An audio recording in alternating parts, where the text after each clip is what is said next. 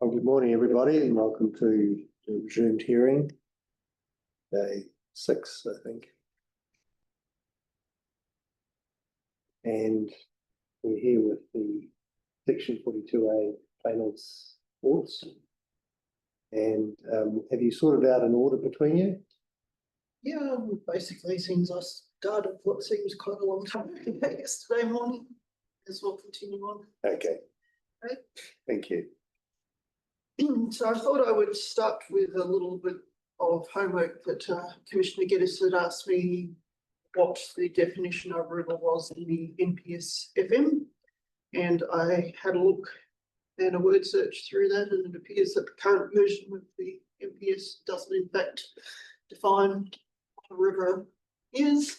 So assuming it therefore reverts back to what the RMA says, which is actually the same as what our plan defines a river as, being a continually or intermittently flowing body of fresh water, includes a stream and modified watercourse, but does not include an artificial watercourse, including irrigation canals, water supply races, canals for the supply of water for electricity power generation, and farm drainage canals. So hence that's where the thought that the farm drainage cuts through, and the fact that they actually cross the dunes, which wouldn't be a natural flow path anyhow, further indicates they're not actually natural rivers. Just question. I Mm-hmm. don't have it in front of me, but my recollection of the river definition was further refined in the regional plan to exclude stormwater flows as well. Yeah, it does. Yes. So it's in addition, it excludes the flows from humps and hollows and That kind of thing. Yep. Or things that only flow intermittently aren't classed as a river. it doesn't take the RMA definition against to it.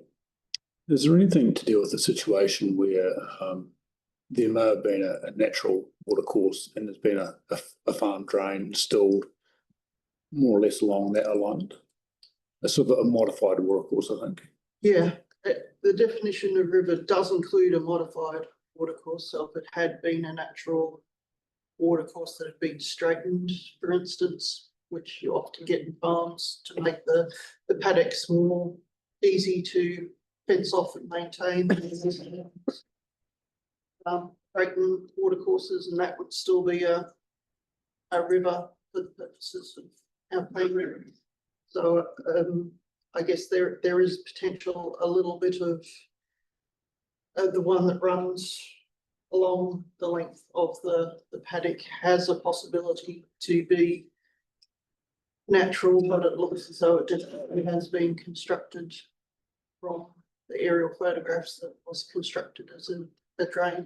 From what Mr. Payne was saying yesterday, it's possible that it could have been a wetland structure initially, way back when, before it was turned into a farm, and it sounds as though if that is the case, it could be considered a river, but I don't think anybody's actually to be able to confirm one way or the other whether there is in fact any way to tell whether it was a natural watercourse. That's probably something that needs to come from an expert.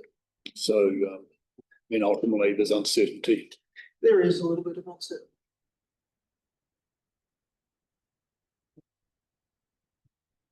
After the river section, I then go into a little bit about the wetlands, which was pretty well canvassed with Mr. Payne yesterday.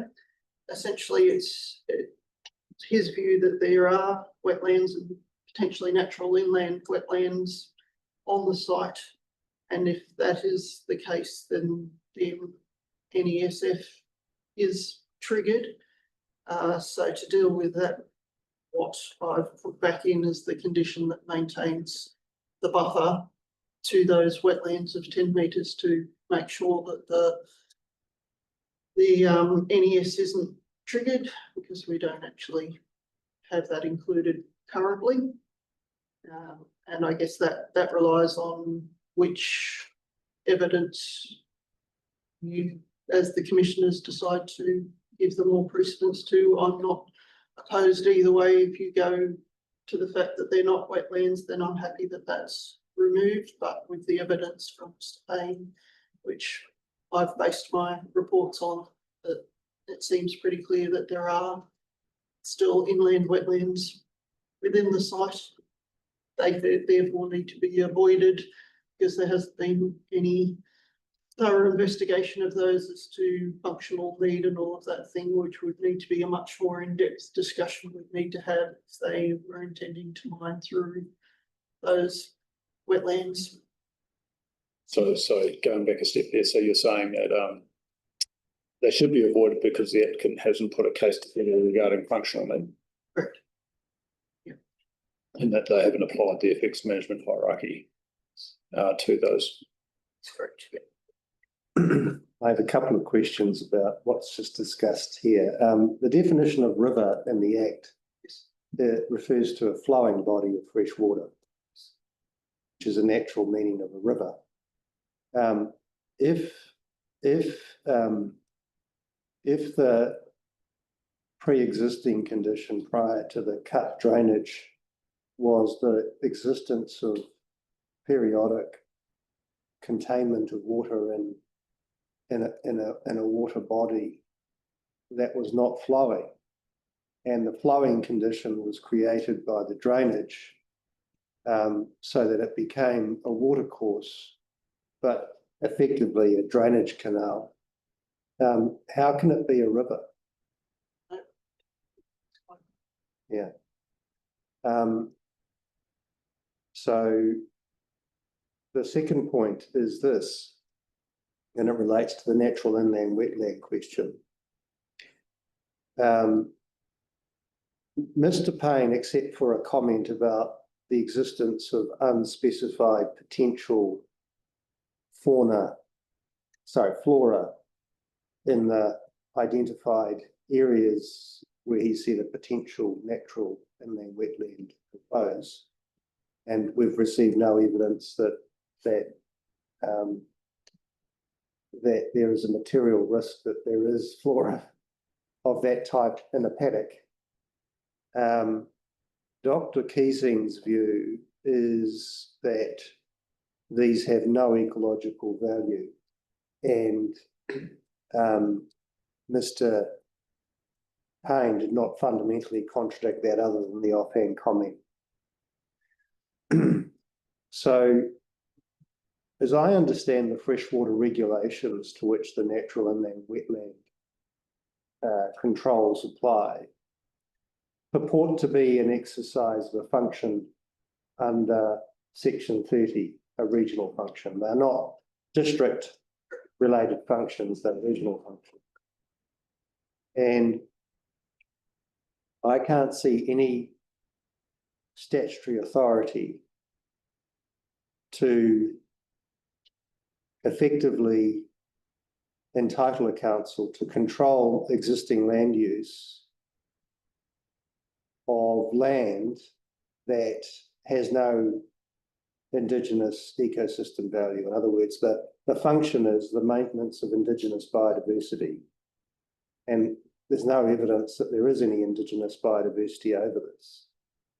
So is that your understanding of the function that would be relied upon for the purpose of these regulations? It is, although there is if they meet the definition of a natural inland wetland, then it triggers the NESF, regardless of whether it's got any particular areas of significance or not, and then you have to go through the management hierarchy to determine whether that it does have that significance and whether it's able to actually be removed or has functions that you need to preserve it. And what my understanding of Mr. Payne, talking to him, was that he just feels that there hasn't been that actual assessment to determine that in accordance with the NES to actually make that call that they're okay to mine through. So am I right though that Dr. Keesing says, I've looked at the aerial photograph history. And I've looked at the management farming practices, and these areas in terms of their assemblages and so forth fundamentally change with farming patterns. Anticipate that, yes, that's absolutely the case. If you have cows tromping through the middle of your wetlands, it's going to affect them. Yeah.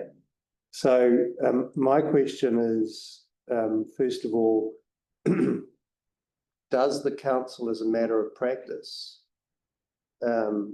control land disturbance or farming practices on land of this type?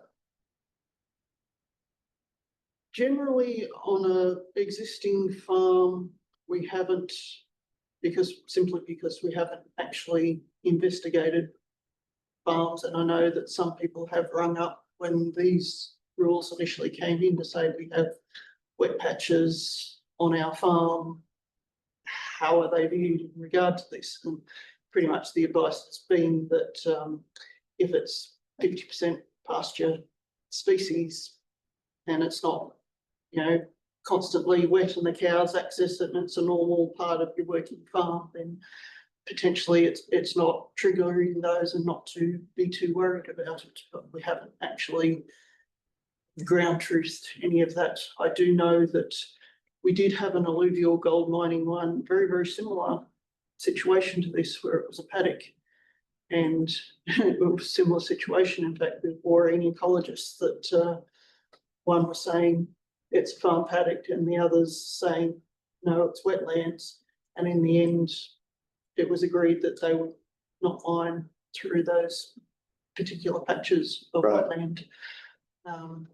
So we have had instances similar to this where it has been a similar occurrence where wetlands and it's was very similar, and it was surrounded by native vegetation, and this was a cleared paddock area in the middle of that, so it clearly was wetland when it was under forest. And now that the trees have been cleared, it's kind of left out and open and subject to pasture and winds. It's not a simple black and white. No, it's just that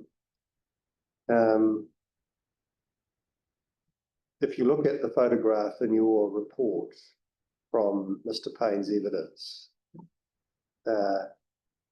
you might say 15% of the farm is actually wetland. And the reason you'd say that is not because of any Indigenous biodiversity values that are present in any permanent or sense, but just simply because they have the capacity to return to that natural state. And they currently do have the species to be able to trigger the need that it is a wetland. But that's because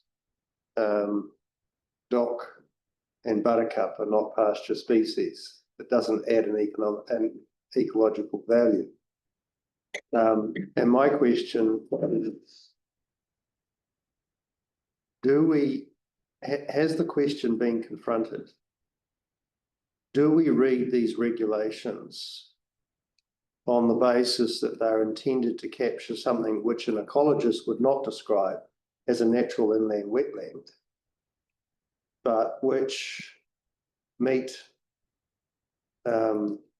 some protocol or assessment that would work equally well if there was a natural assemblage of economic, something of biodiversity value, but equally capture things that don't have it. In other words, yes, I do. I feel like there's a question here in my mind as to the capacity, if you read the regulations that way, isn't the consequence of them that you've created a regulation not purporting to maintain Indigenous biodiversity, but purporting to take away land, private land, utilised for farming purposes in order to secure the capacity for those to return to a natural state? And from a purely planning perspective, I would agree with you that to my thinking, the whole point, excuse me, of having the ability to remove pasture from consideration as from wetlands was precisely that point, to protect existing farming activities, so that if they do have a little bit of a boggy patch or where some reeds grow or something on their paddock, it wasn't creating this unforeseen. But I think that's, again, how you get interpretation with all the different parties. What you think you're trying to do isn't necessarily how other people read it. And I don't disagree with what Mr. Payne's saying, and I don't disagree necessarily with what Dr. Keesing's saying either. It's just a different interpretation, but it's a bit like how they've amended the NESF to allow a pathway for mining. That got caught up in the previous hearings we've had about that argument of, is there a functional need or isn't? And they've tried to make it easier to be clear that there is actually a pathway for mining. Likewise, I think that pasture exclusion was an attempt to make a clear-cut thing that if it is pasture, then leave it as pasture, and it's more the areas that we need to protect that, like you say, do have values, and that's the point of what we're trying to protect. Yeah, well, there is a question, I just have to say, there is a question in my mind, how you could interpret a regulation as having a reach beyond the natural language of the function, which seems to me not to have been addressed. Maybe it has been addressed in the case law, I don't know, but that leaves you with two alternatives. Either you read the term natural inland wetland as at least requiring the presence of Indigenous biodiversity in a logical, ecological sense, when you examine whether there's a natural inland wetland, or you say, if that interpretation is not right, then we have on our hands an executive action which is effectively taking land not for its current values but for its potential values. And then there's a question in my mind, what would be the statutory authority for that? In other words, if I say, for the purpose of Indigenous biodiversity function, I'm now going to require every sports field to have a margin of Indigenous biodiversity, you wouldn't say that's a maintenance of Indigenous biodiversity. And interestingly, when you look at the freshwater plans regulations, the requirement is for significant, to identify significant ecosystems. And so I don't see anything in the surrounding legal matrix that would suggest to me we have some reasonable basis to say something, these areas which are not permanent, they're subject to farm management practices and have no identified Indigenous biodiversity values, should never be treated as protected. So I'm just putting that out there as something that I've explored overnight, thinking.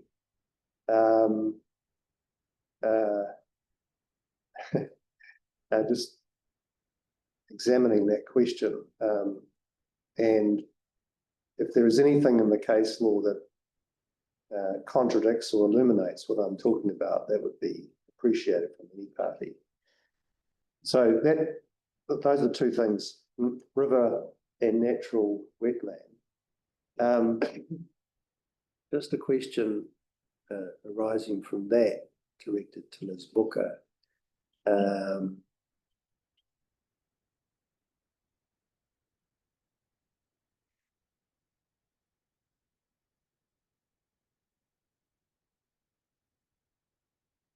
Page 16 of Dr. Keesing's statement. identifies a plate called Next Southern Narrow Kahikatea Fragment. 16.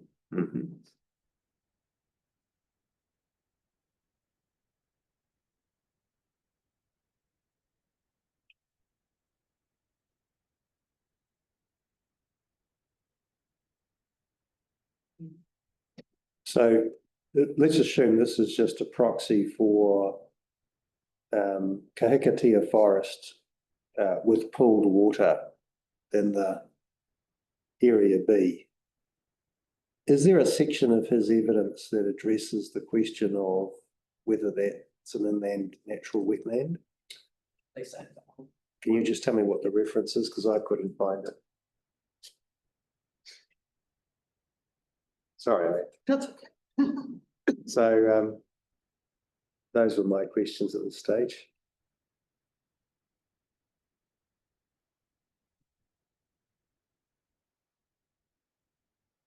Then go on to address some of the minor changes. I haven't added too much to the conditions, but a couple of minor things that have come through, in particular from our compliance department who reviewed the conditions, because they'll be the ones that will need to enforce it should you commissioners decide to grant the consent. Basically, I agree in principle with the draft conditions that the applicant has proffered.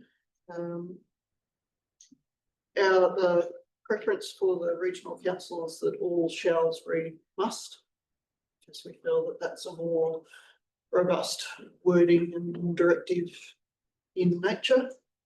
There was, in regard to the water management plan, there's a section of that plan that relates to fish. And that particular management plan is currently listed under the Westland District Council consents, and that part is actually a regional council responsibility for freshwater management. So I propose that that be moved into the joint section. No particular issue with it, just think it would better sit in that area because there are joint responsibilities between the two councils for that.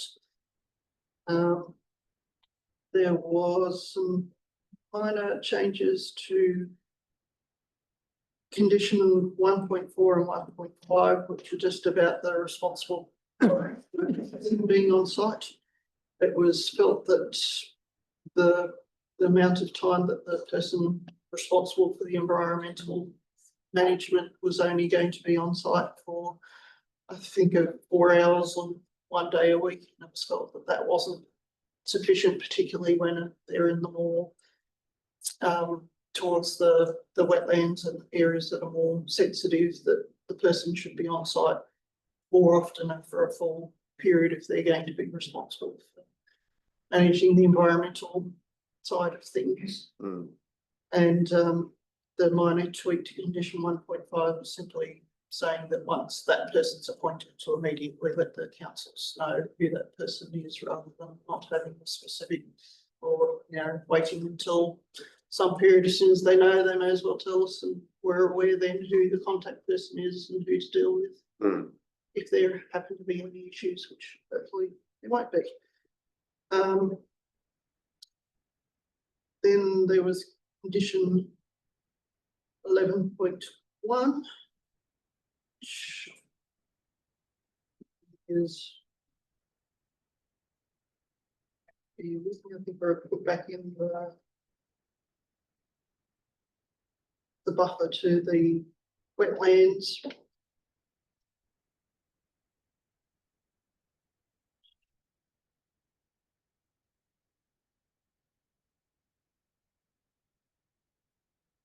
Oh, that was in regard to the community liaison group, and what our compliance wanted in was just the extra addition that if for some reason there's not the interest from the community to continue on or even start up this group, that particular, there's like a information fed back to the council as to why that hasn't occurred. So they had in there that, if it was lack of interest, that it wouldn't be deemed a breach of consent condition, but we just like a little bit of comfort that they've actually made the proper effort to get this particular group up and running. So we found that they are actually quite useful in situations like this for mining, to get the different groups across so they can be kept informed of what's happening. Yeah.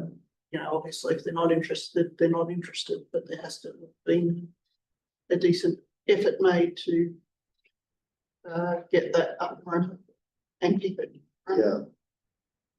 I think it's a tremendously useful tool for an encounter between people as a sort of dialogue. I think dialogue's very invaluable. Talking to each other can solve a whole bunch of issues. Mm. Compliance thing where if we're ever getting neighbours at war just because they won't Understand each other's point of view, Yeah. they haven't talked. It's definitely that in all of our major mining operations, we have the requirement for a liaison group. They're all still, as far as I'm aware, up and running and working well. Yeah, The next condition that was changed was 32.4.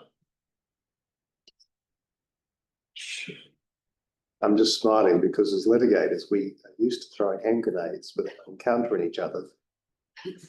And it's quite inefficient. Yeah.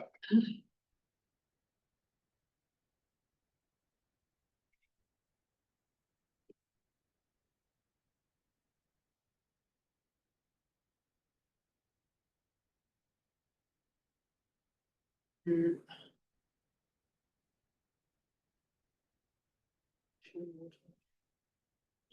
with that one on my laptop, it just comes up that there's a line beside it.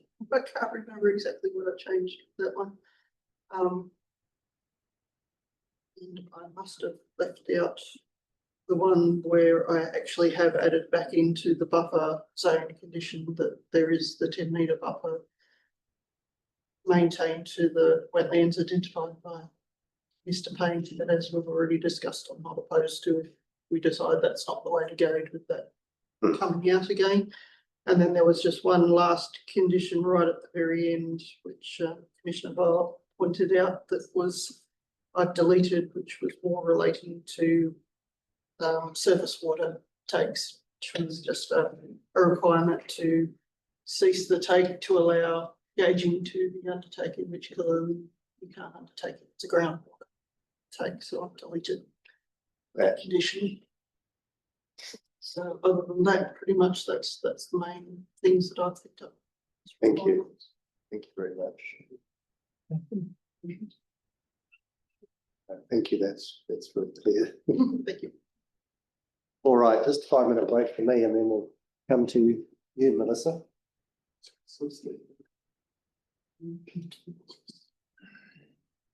To our report. With the logic that you could read them side by side and see the changes, I absolutely acknowledge that the applicant has shifted quite some way. They've presented evidence that has helped to clarify matters. The key changes that I note are the changes to the mining path and the sequence, the clearer description of the function of the wet concentrator plant, updated site access, the revised monitoring regime of works, the noise, the updates to the noise information that was provided. So that has led me to reconsider my consideration of the activity status of the application and accept that the processing plant or the concentrator plant is extracting material and not processing and would not fall into what I consider an industrial activity under this plan. So I guess that's the starting point of the key shift in the 42A and the information before you. I then have clarified my understanding of the resource consent requirements under the district plan. And I appreciate that this was traversed somewhat yesterday. Commissioner Geddes did highlight an interesting point of what happens if a miner is using a pick and the pick is broken, and he or she is then required to maintain that, and would that fall into the definition of an industrial activity? And I too did some thinking overnight over that point, and I think the difference that I would see is the scale of the activity, and the applicant has proposed to construct workshops and laboratories, and they are of a scale that would not only fall into the definition of industrial activity of the works that are proposed within them, but the scale infringes the limits in the district plan. With regard to the effects of that industrial activity, I don't see that as being a key issue for this application. What you would see of those buildings and structures, albeit at a discretionary level under the district plan, but I haven't perceived those to be a significant issue for the proposal. So whether it's mining or industrial activity has not really been a key skew for my thinking. So I just wanted to clarify that. There was one grammatical point that Ms. Butler-Ford made that I think is slightly inaccurate. She describes the word mining in this sense as a verb, and I think it's actually a gerund, meaning it's operating as a noun, as an activity. So smoking involves picking up a cigarette, It's smoking there is in that sense a noun. It's not a verb. And I know that sounds a little bit overly grammatical, but gerunds function as nouns, but they use verbs.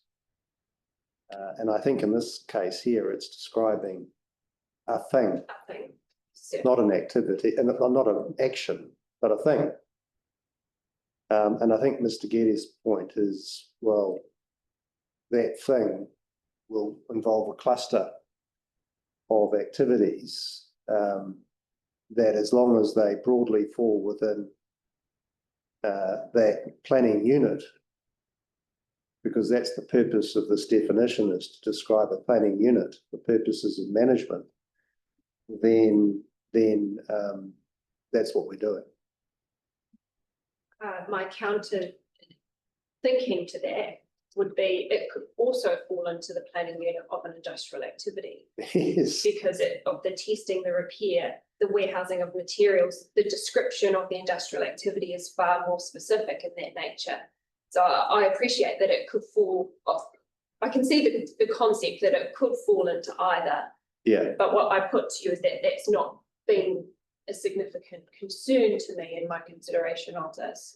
And you heard from Mr. Robertson that he wasn't particularly concerned with those structures either. It's the processing plant that was the tripping point. Yeah. So yeah.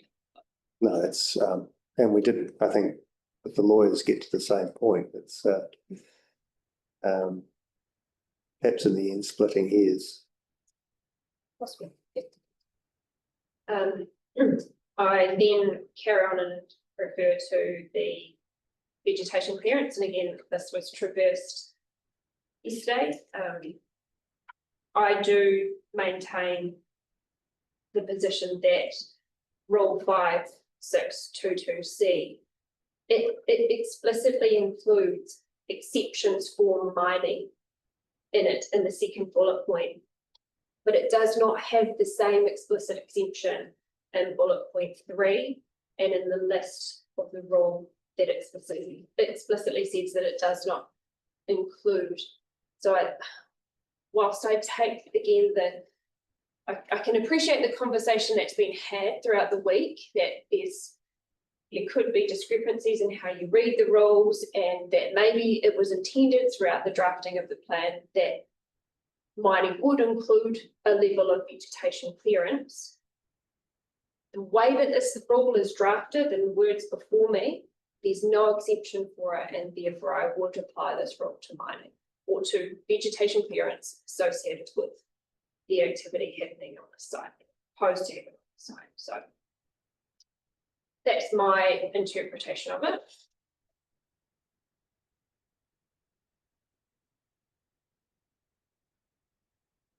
I then just mentioned, and again, I absolutely heard the conversation that you just had with Ms. Clark with respect to wetlands, natural wetlands, whether they are or are not within the mining area. And I agree with her response to you that you've got two sets of evidence before you, and that's logical. I just note that district plan does have responsibility for margins. And so whatever determination is made, whether they're wetlands or not, the margins would have to be considered, particularly under the proposed plan. How does that function arise? It's land within the margins of a wetland or river, so it's a district council function. And I appreciate there's probably no ecology within the wetlands other than perhaps within the bush areas. So I can,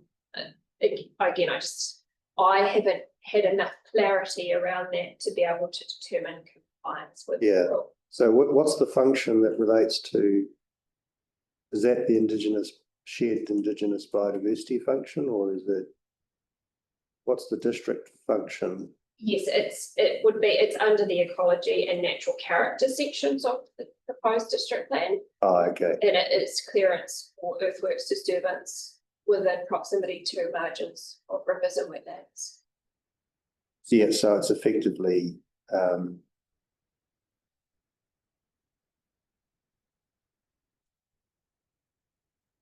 so there are length and volume triggers within the proposed plan. The rule has immediate legal effect. Assuming that there are wetlands within, particularly within forests A or B, there was some conversation around that possibility yesterday. What that looks like in terms of disturbance, I don't know. But again, I absolutely appreciate the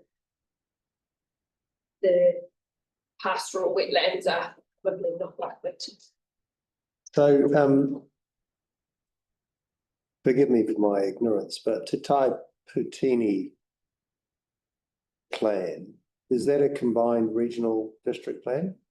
It is yes. So it's 3 districts that have been combined together. So it is one district plan that will apply across the region. Yeah.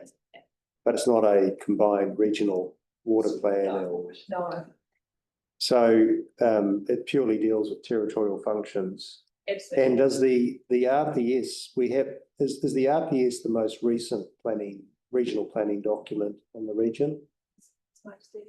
And what age is that? 2020. 2020. And does that allocate functions in relation to Indigenous biodiversity, so the regional council has a lead, or is there any allocation of Indigenous biodiversity functions within the RPS? Have to check that. I don't understand there to be. Sometimes I've had experience. I led over 7 years an RPS and combined regional plans into a one plan, which was a very deep immersion into regional planning. And the RPS in part 1 actually directed territorial authorities to leave Indigenous biodiversity alone, and the regional council would deal with that. And I'm just interested whether the RPS does that. It certainly would be helpful. It's not clarity. It talks about the control of the use of land to maintain being a shared responsibility between regional districts, and the territorial authorities will be responsible for specifying objectives, policies, and methods. Control the use of land.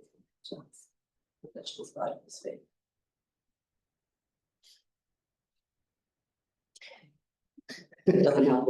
And what does the Te Tai Putini do in relation to that? In terms of managing, Following that direction. well, it has provisions in it that manages, or it's proposed to manage Indigenous biodiversity. So it's purported to be giving effect to the RT. Right. What it ends up like. Who knows? Yeah, okay. Thank you.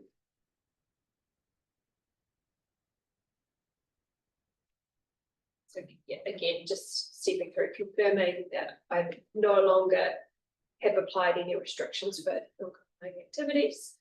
And updated my consideration, statutory consideration. I confirm now that I believe the panel has sufficient information to make a determination on this application.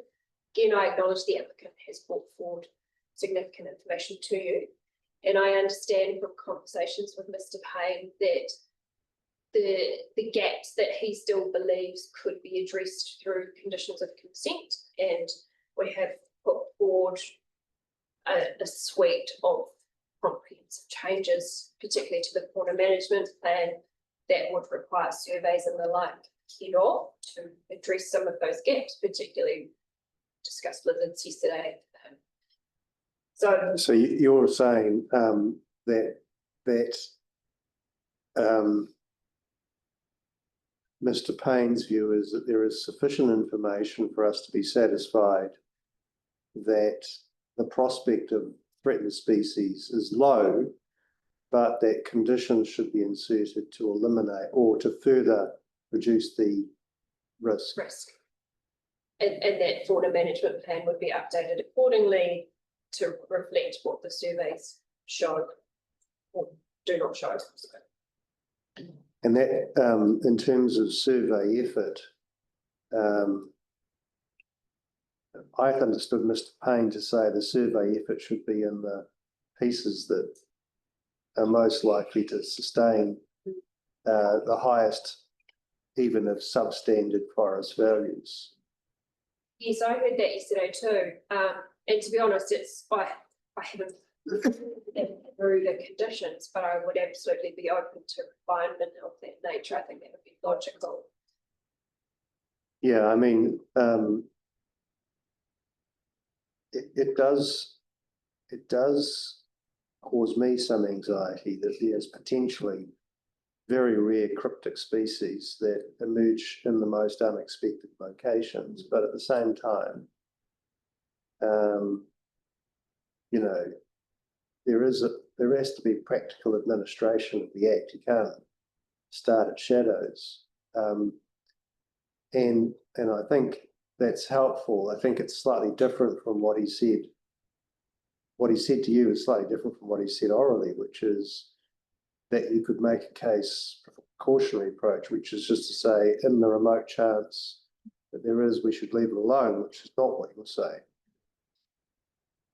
Yes, absolutely. That is Mr. Payne's starting point. His preference is that particularly forest A and B are protected. And again, I've put that to you as an option. It's quite tricky. I've given you an either or scenario through the provision, so that would be the ideal outcome. But I've also challenged the council experts to think of, if those protections were not in place, what is the alternative methods? What else could be achieved through conditions of consent that would result in a good outcome? So we've tried to look at it objectively, and as I say, I did challenge the experts to reconsider their positions. Yeah. And you would have heard Mr. Robertson as well, has done a lot of thinking through having seen the evidence, heard it, and what could or could not shift. Thank you. Yes, so it is very much an either or scenario, and what you're seeing in the conditions coming through. Okay, I understand.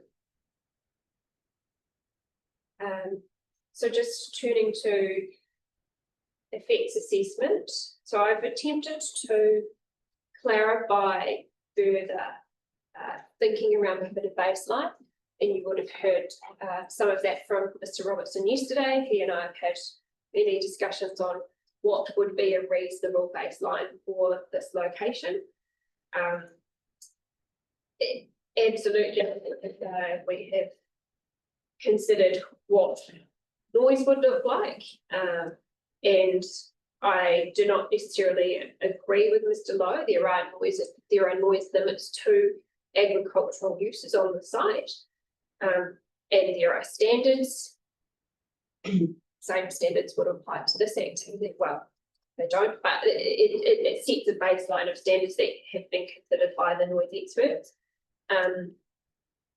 We've considered, or I have considered, the nature of agricultural activities, and I take the point, again, it might have been you, Mr. Geddes, who said that, what about cows? And I must disclaim that when I was talking about agricultural activities in this, I absolutely was thinking of the built form and construction machinery that may be operating on a farm and not the cattle, and turning my mind to larger built forms such as wintering barns and milking sheds and silos, those types of built form. I take the point that shelter bouts are a permitted activity.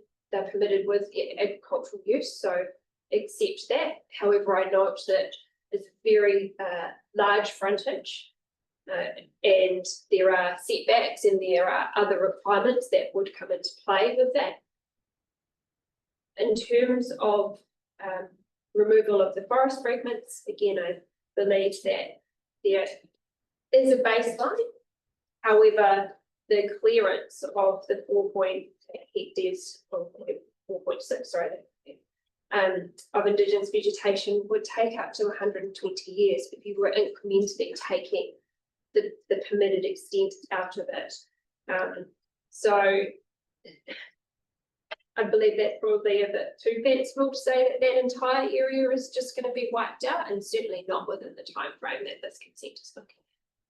No, but the 2,000, if you took it out of the heartland, 4,000, 4.4 according to Dr. Keesing, 5 roughly according to Mr. Payne, although I don't think his survey, if it was quite as delineated, half of that's gone under a permitted activity rule.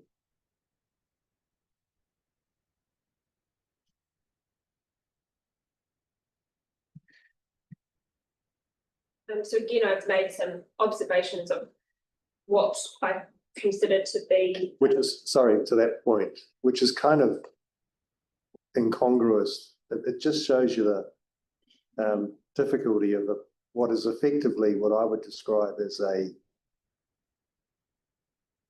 the site is a palimpsest, meaning a range of modifications and human activity across a landscape with remnants. But if you describe the rest of it as valuable because it's a buffer, meanwhile the rules permit 2,000 square meters to be removed by thing, it's like, it's buffering what? You know, it's not buffering according to the rules. And I think for myself, there's a degree of real world assessment that needs to be made.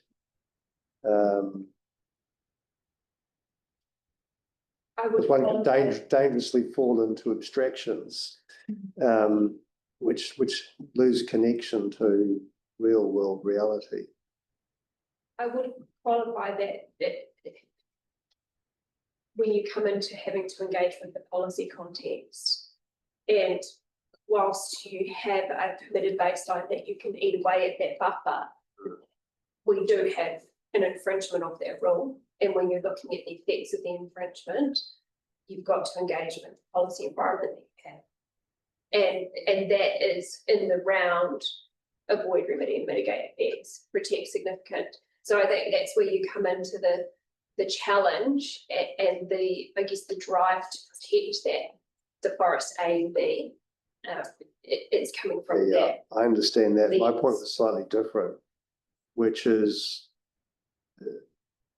his view was only the say in part B, area B, the 4,000, 5,000 square meters was itself significant, but the rest was elevated in significance by reason of environmental context because it operated as a buffer. But if the permitted activity rule allows you to ignore the buffer and go into that area and remove it from there. It's not, what is it buffering? Because there's nothing protecting that 2,000 square meters. You know what I'm saying? Yeah, yeah. So it's sort of, you sort of, It's a circular loop. it is sort of like, Yeah, yeah. I haven't been going around the merry-go-round. yeah. Yeah, it's a tricky one. So, yeah, so again, I've provided you with some, I have to shout. So just look, while we're on the baseline, Mr. Grower, the shelter belts, you say there's some limits in the plan regarding establishing those as permitted activity. What are those? they are setbacks from Setbacks from?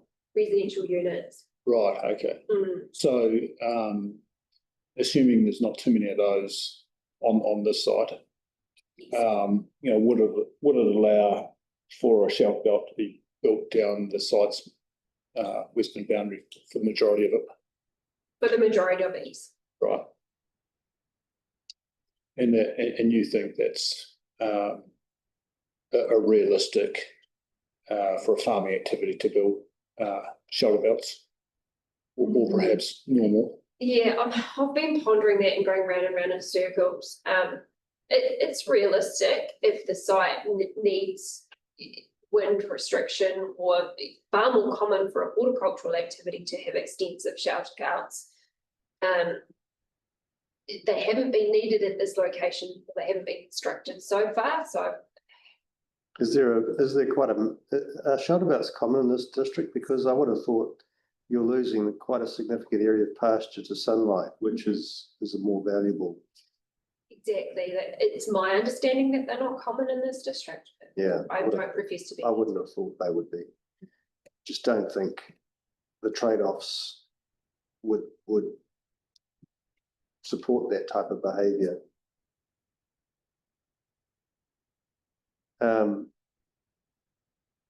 But I am wondering that, though, on Mr. Robertson's evidence about perceptual values, I can understand his point about the existing residents, because they've, in a sense, have an expectation of the environment remaining.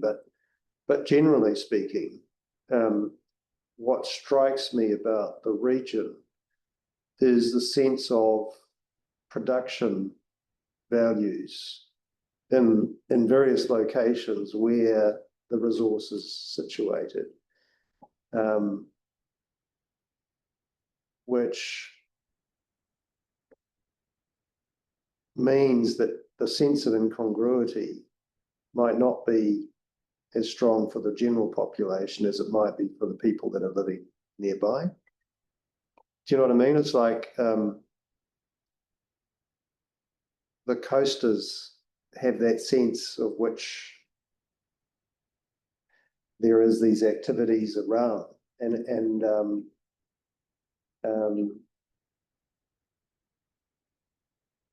incongruity, which is his primary basis for assessment of perceptual values, is quite a tricky concept to land in terms of, well, how much should we weigh that as a factor?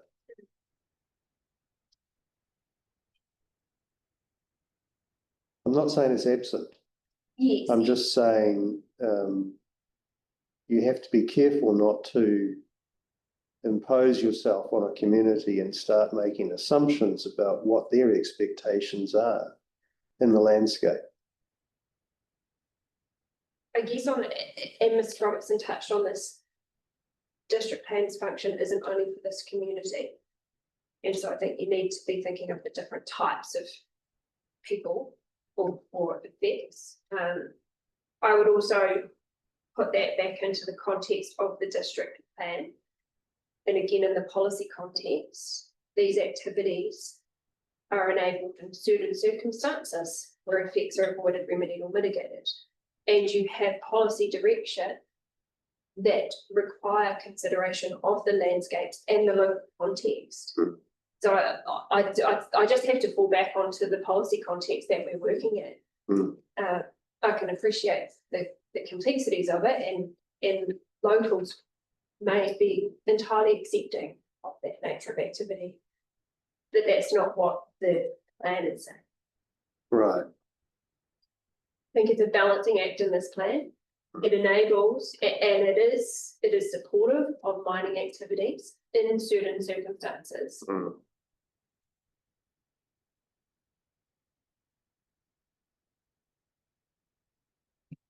Yeah, And the act again, is about enabling communities to provide for themselves. I wonder how much Mr. Robertson's right that you should notionally imagine the Audi driver with his bikes on the back as a significant recipient population of the landscape values that would warrant an adverse view of this application relative to the community. In other words, practically speaking, if we said to the community, I'm afraid you can't have 80% of the GDP of the current dairy factory because there might be people outside who would find that an incongruous element of landscape and therefore you can't have it. And we've looked at your district plan as the basis for that assumption. Whether the reaction would be, well, whether we'd lost our mind or something, you know what I mean? It's absolutely, I take the point, and which is why I haven't particularly laboured that through the planning reporting and got into the point where I believe whilst I've recommended decline, I've put forward provisions or conditions that would address as much as we can. Also haven't laboured the point that the mitigation measures of Mr. Robertson is to drop the height of that plant. I absolutely can see the need to balance the economic benefits and the needs of this community against the effects of the proposals. I take your point, but it does have to be considered. It has to be considered in the round. yeah, Mr. and we Robertson, can't lie that this would be an unusual feature in the landscape. I mean, it's like we're not going. It is a 4-story industrial character activity or processing facility. It is. We can't call it what it's not.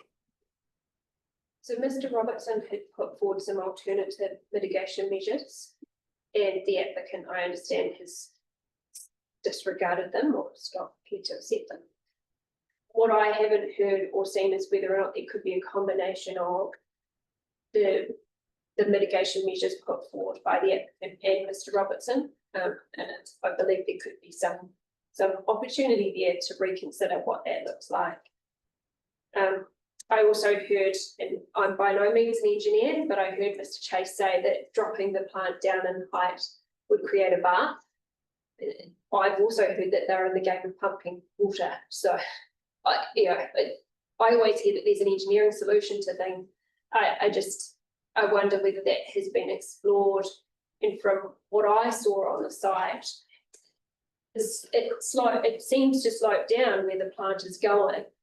And the applicant hasn't clearly said what the RL is, the ground level of that plant. So I do believe that there's probably some wiggle room on what that maximum height will end up being. We heard when we were out at 9 Mile that they saw a height of 17 and it came out at 16. So I think there is maybe some alternative options of how that would be mitigated, but I absolutely take the point. Yeah. Well, I think Commissioner Geddes has got some questions around that. Yeah, so I think Mr. Robertson talked about yesterday in terms of, he had the idea of having the buds set closer to the actual plant, planting those. What's your sort of view on that? I'm absolutely not a landscape architect. it actually was something that we talked about out on site with Mr. Chase when we did our site visit. But it's a method, and according to Mr. Robertson, it would achieve mitigation of that plant. And is your view that they just haven't sort of explored those alternatives presented by Mr. Robertson sufficiently to your satisfaction? And that if we are to make a more informed finding on this, that perhaps we could ask the applicant to look at those in more detail? Could do this. I know Mr. Robertson's position was that planting the buns closer with faster growing indigenous, non-exotic species, thank you, that would effectively screen faster than the applicant's proposal. And does the lack of sort of visual simulations concern you that we haven't seen those? And again, that certainly would have been very helpful. Had to ask for cross sections after the site visit because it was challenging for us to understand what that height relationship was. Yeah, that would be very beneficial to see that. Okay.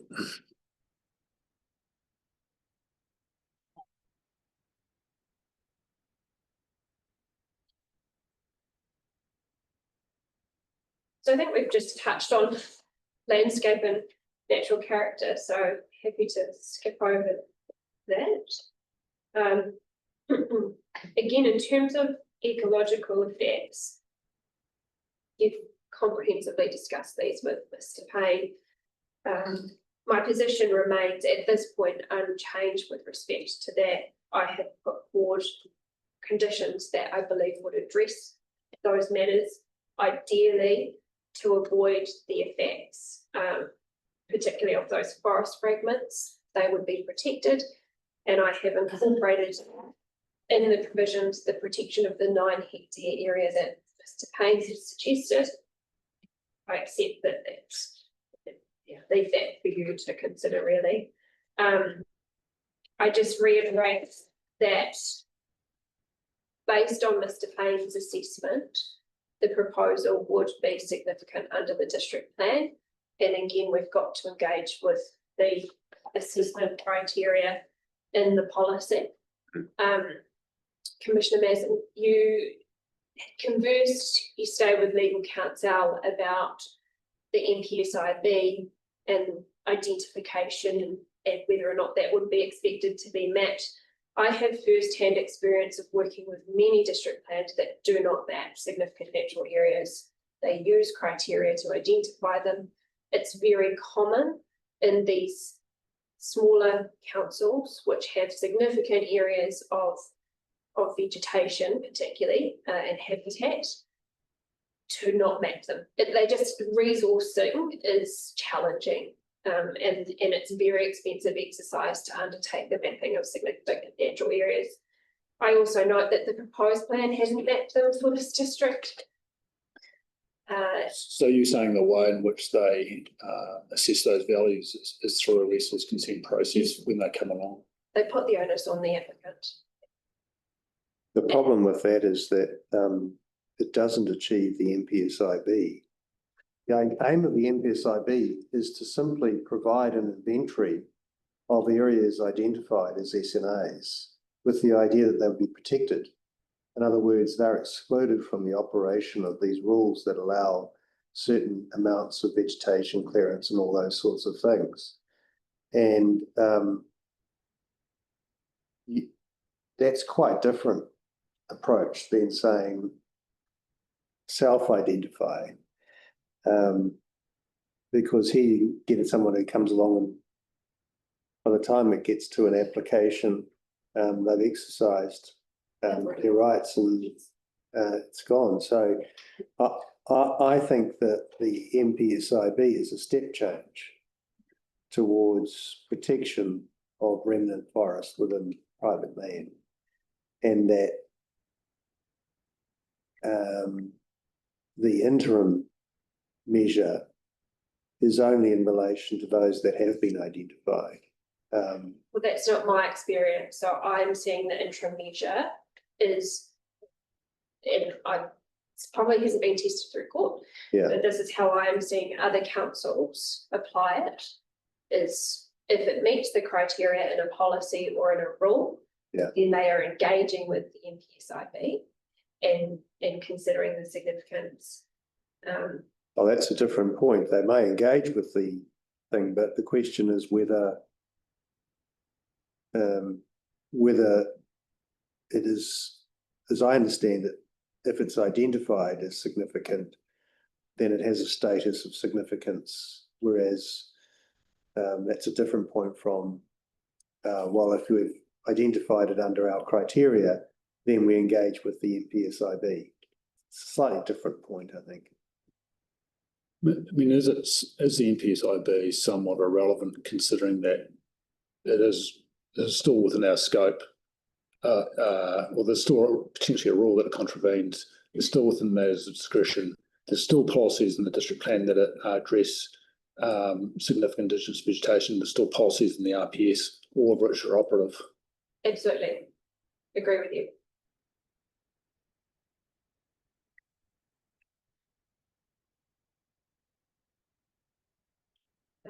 Turning to cultural effects, I understand that the applicant, and I commend them for the work that they have done with Otani Ngāi Tahu.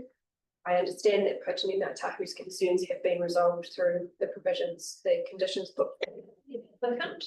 And I understand that that resolves the cultural effects that were raised in the submission. They have not been here to present that position, so I'll have to work off the basis of the communications that have been circulated from them. And that feeds into historic heritage. I accept the evidence put forward by the applicant in terms of archaeological effects, and combined with Otani Ngāi Tahu's position, consider that their historic heritage effects are acceptable.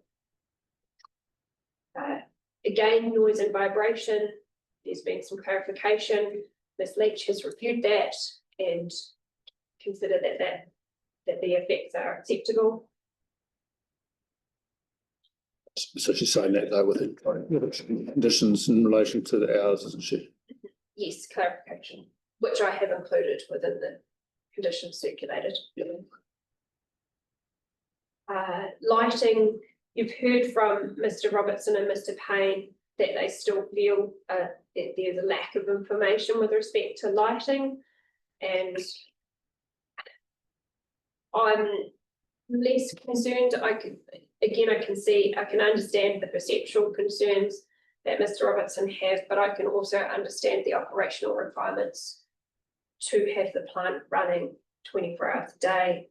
So again, I've taken that in the balance. I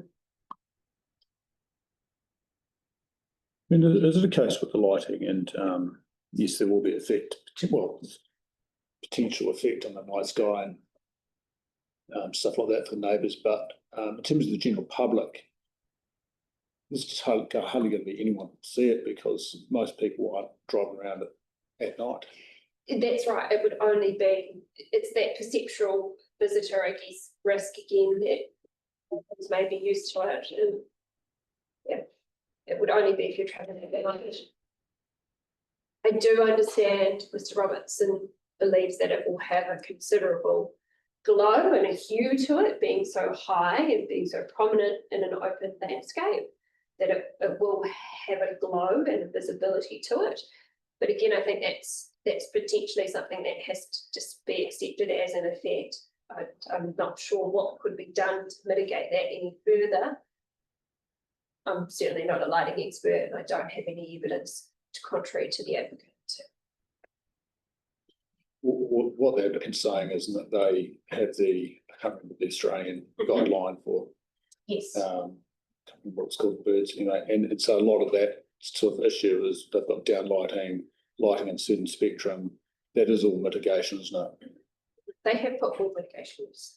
So that helps you in your conclusion that you're not that concerned.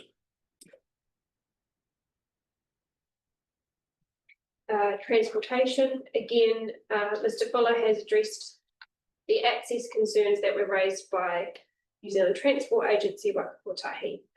I understand that Waka Kotahi have tabled a letter confirming that they've seen the information and are comfortable with the proposed conditions. We heard from the joint submitters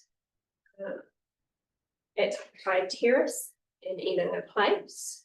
And whilst that evidence was very interesting and compelling, both subdivisions, so there has been a series of subdivisions occur there. Ms. Patterson's done some magic and gone through and has sourced those decisions if you wish to view them. But it was created by a 19 lot subdivision initially approved in 2012, and then further subsequent subdivision created an additional 21 lots approved in 2017, and there's been various variations to those applications. Both subdivision proposals were supported by New Zealand Transport Agency, subject to access design. So I'm satisfied that they form part of the existing environment. Mr. Fuller has confirmed that the proposal will not have adverse effects on the transport network. The relief sought by those submitters were physical changes that I do not believe would be within the scope of this proposal. And whilst I have sympathy for the concerns that they've raised, that's a matter that they would need to take up with the Transport Agency directly.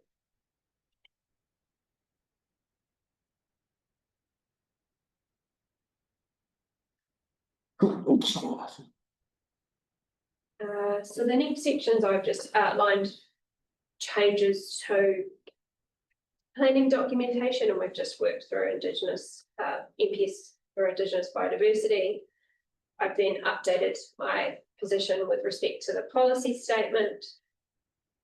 Again, it's following through from the resolution of cultural, traffic, noise effects. So we're really getting down to just ecological and landscape effects to be outstanding. Updated district plan and proposed plan policy assessments there. So don't have any burning points further to elaborate on, but happy to answer any questions that you may have about them.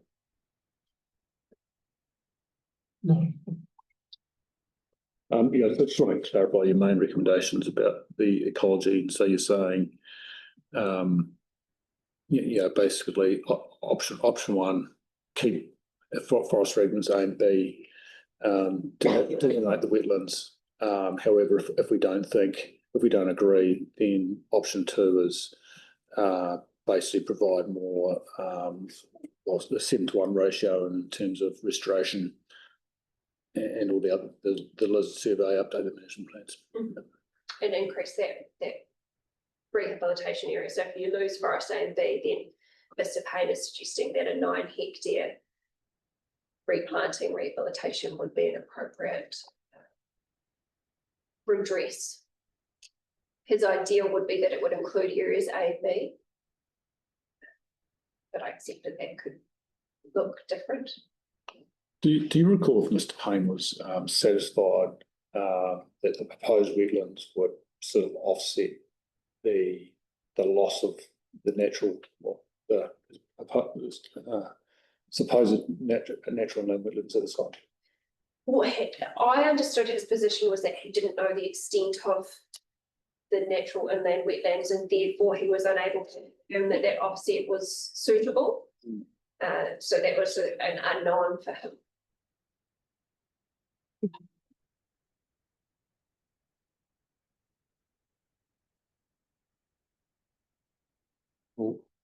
No, that's very clear. Thank you very much, Yes. Brad. Thank you for keeping up with the changes and the development of the evidence and so forth. It's been very helpful. Thank you. All right, so it's probably time for morning tea, 10:45.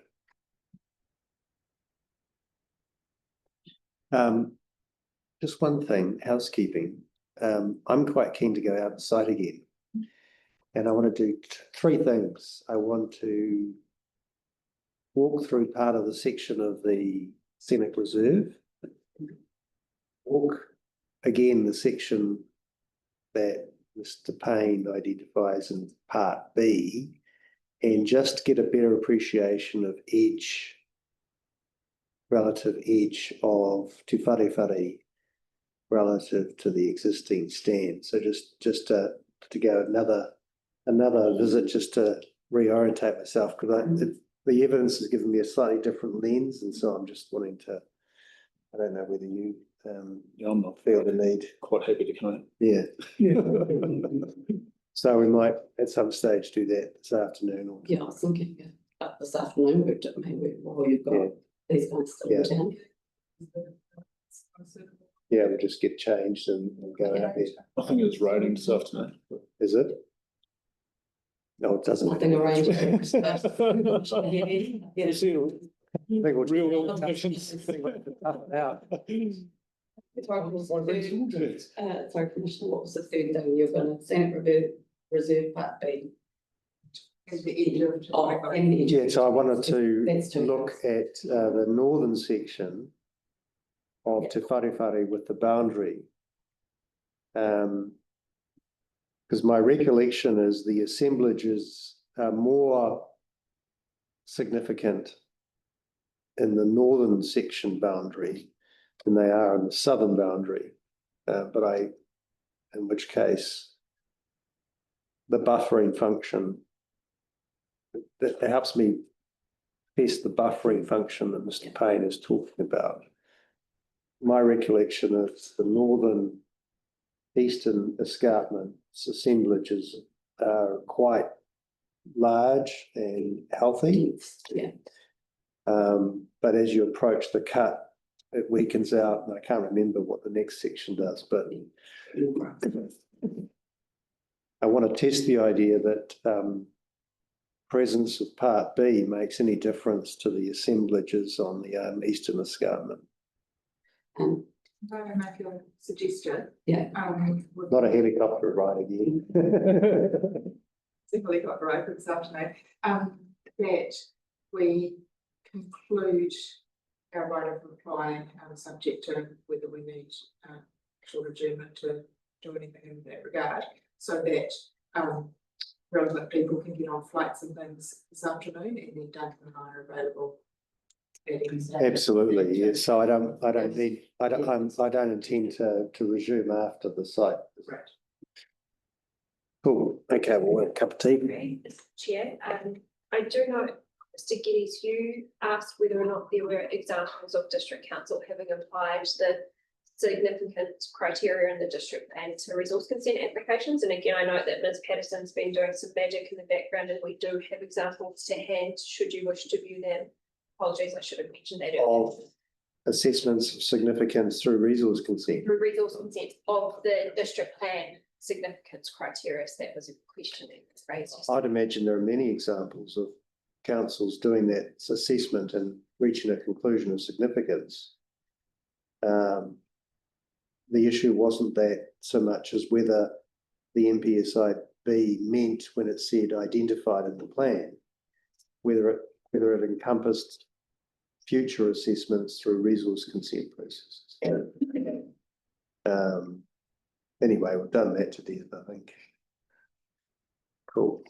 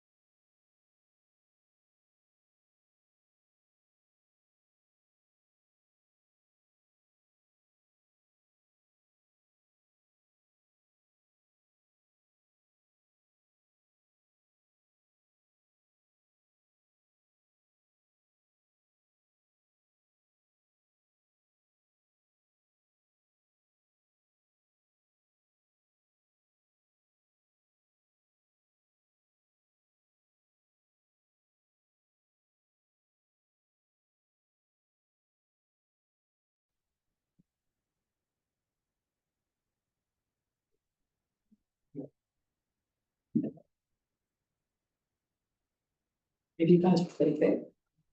No. No, your conditions to drop one of the sets off. I don't think they're very big.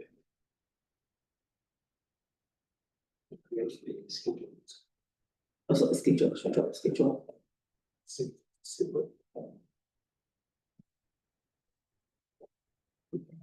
Go through.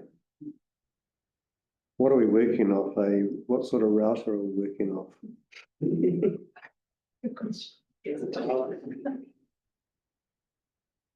I could perhaps talk to the points just discussed in relation to landscape and visual simulations and mitigation. The applicant always remains willing to reconsider matters in terms of mitigation. With respect to what's proposed by Mr. Robinson, this was specifically considered by Ms. Crawford. And I just wanted to highlight that the starting points of those experts are quite different. So in a very cursory summary, Mr. Robinson's more focused on the sort of broader landscape aspects. He's focusing when he talks about the processing plant. My understanding is he's primarily focusing on the road users, whereas Ms. Crawford has taken the time to visit the neighbouring properties. There was visual simulations prepared as part of that 2-3 years ago, where those neighbours were spoken to and the project was talked about. And the mitigation proposed is a factor of things like noise bunds. So those bunds are there for noise reasons as well, in terms of what Ms. Robinson is proposing, but also they've been placed in a way that's strategic for the views of those immediate neighbours. And you will have seen from the submissions that those immediate neighbours have not made submissions on this project. The closest neighbours are the two in the north that made submissions in relation to some of the conditions and hours, and they would be furthest away from that processing plant. So which diagram shows that best? Is it in the landscape report? the submissions. The location of the submitters. My evidence. No. Yeah, but otherwise if you look under the bundle at 2, for example.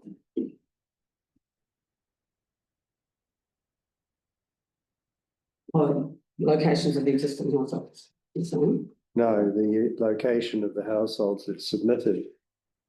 So under bundle tab 2, you can see the 3 proposals. Right, so the red dots are the opposed, but the ones closer to it. They haven't submitted. Yeah. I think 4 of them, Ms. Mackay, the 4 immediate neighbours haven't made submissions, have they? No, that's right, it's only those, that are the closest. Yes. And they would be, I think by Ms. Crawford's measurement, it was 800 metres away at least from that processing plant. But I guess the point is So what's the closest distance of number 2? correct. But if you look at their house, if you look at where 2 is actually halfway down their property. Mm. And it's facing out towards the ocean, so it's some distance off the highway. That's the boundary. Okay, so what's the distance between 2 and the site, the processing plant? Yeah, that was set out in Mr. Lowe's evidence. Oh, okay, in evidence. Oh yeah, that actually shows the household. So the map that Mr. Lowe's referring to is that part of your evidence. It's appendix 3 of plan. So we go to appendix 3. With the best one for that.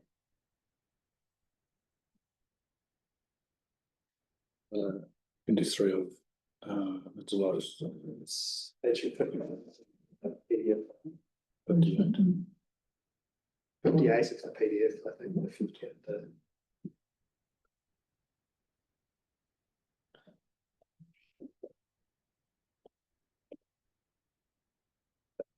I've got Mr. Lowe's submission that he refers at paragraph 41 to the proximity. So there are 2 submissions from private landowners who are immediate neighbours to the site. The landowner at 605 Ruatapu Road has expressed concern at the impact of the proposal on amenity values due to noise, dust, traffic light. They seek reduced hours of operation. So their property is approximately 300 metres east of its State Highway 6 frontage and 570 metres from the northern boundary of the application site and over 1.6 kilometres from the plant access. And then the landowner at 682, which is number one, isn't it? Yeah. Number one in that appendix. Is concerned about just generally adverse effects and increased risk of it. Right. Oh, have I got the run the wrong way? Yeah. Oh, yeah, sorry. So the dwelling on that property is set back approximately 280 metres west of State Highway, 300 metres and 960 metres from access. So I guess the two submissions that have been made are some distance from that processing plant, 960 metres and 1.6 kilometres. Where are you reading from? What page? Mr. Lowe's evidence at paragraph 41, So two. What page? page 11, paragraph 41. So how far is two from the processing plant? Processing plant. 960 metres. Okay.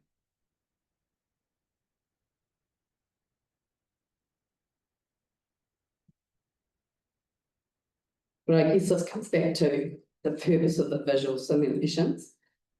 You know, in terms of the neighbours, the immediate neighbours haven't made submissions. And in terms of those ones that are significantly distant, is the suggestion to make visual simulations for the road users? Because that's not something that I would suggest is appropriate given the transient nature of that activity. Well, I think the issue for me is that it's hard for us to tell the visibility of it. You know, we've been presented with a section and it shows you can't see it, but that's not the case. And so it's hard for us to say how visible it is. So, you know, what I'd like to see is maybe some additional sections or some visualisations as to how it's going to look when you're travelling down that road. Because if one submitter has made a based on the views on a state highway. No, because we've got a landscape evidence saying it's an issue. Okay, I'll address the landscape evidence, but in terms of, like, for example, from the Mananui walkway, we've heard from one submitter who's interested in that, and their interest is in seeing the proposal. Yeah, as I said, there's evidence from Mr. Robinson that it's potentially an issue, and that he feels that there hasn't been enough visualisations or understanding of how it's going to look from that road. Correct. And I guess my submission on that would be that when we look at the district plan and what it requires in terms of this local context and in particular restricted discretionary rule, it doesn't require assessment on landscape other than outstanding natural landscapes and values, and that it does require an assessment of the amenity of those who work and play and live in the area, which is what the emphasis of the applicant's evidence has been, as opposed to the transient views of state highway users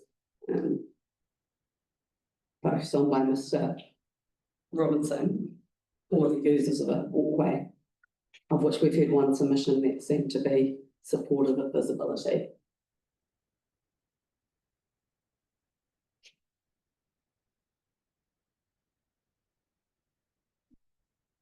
So in terms of the matters of discretion, bulk and location and stockpiles and buildings, that doesn't,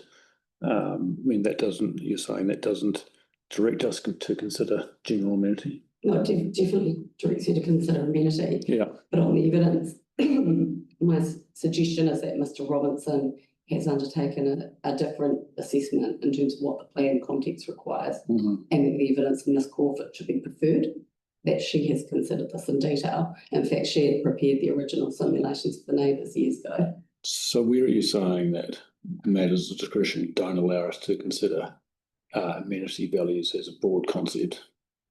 I'm not saying that at all.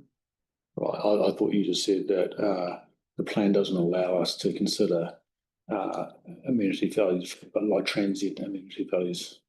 No, I was talking about landscape effects. Right. So Mr. Robinson talks about landscape effects.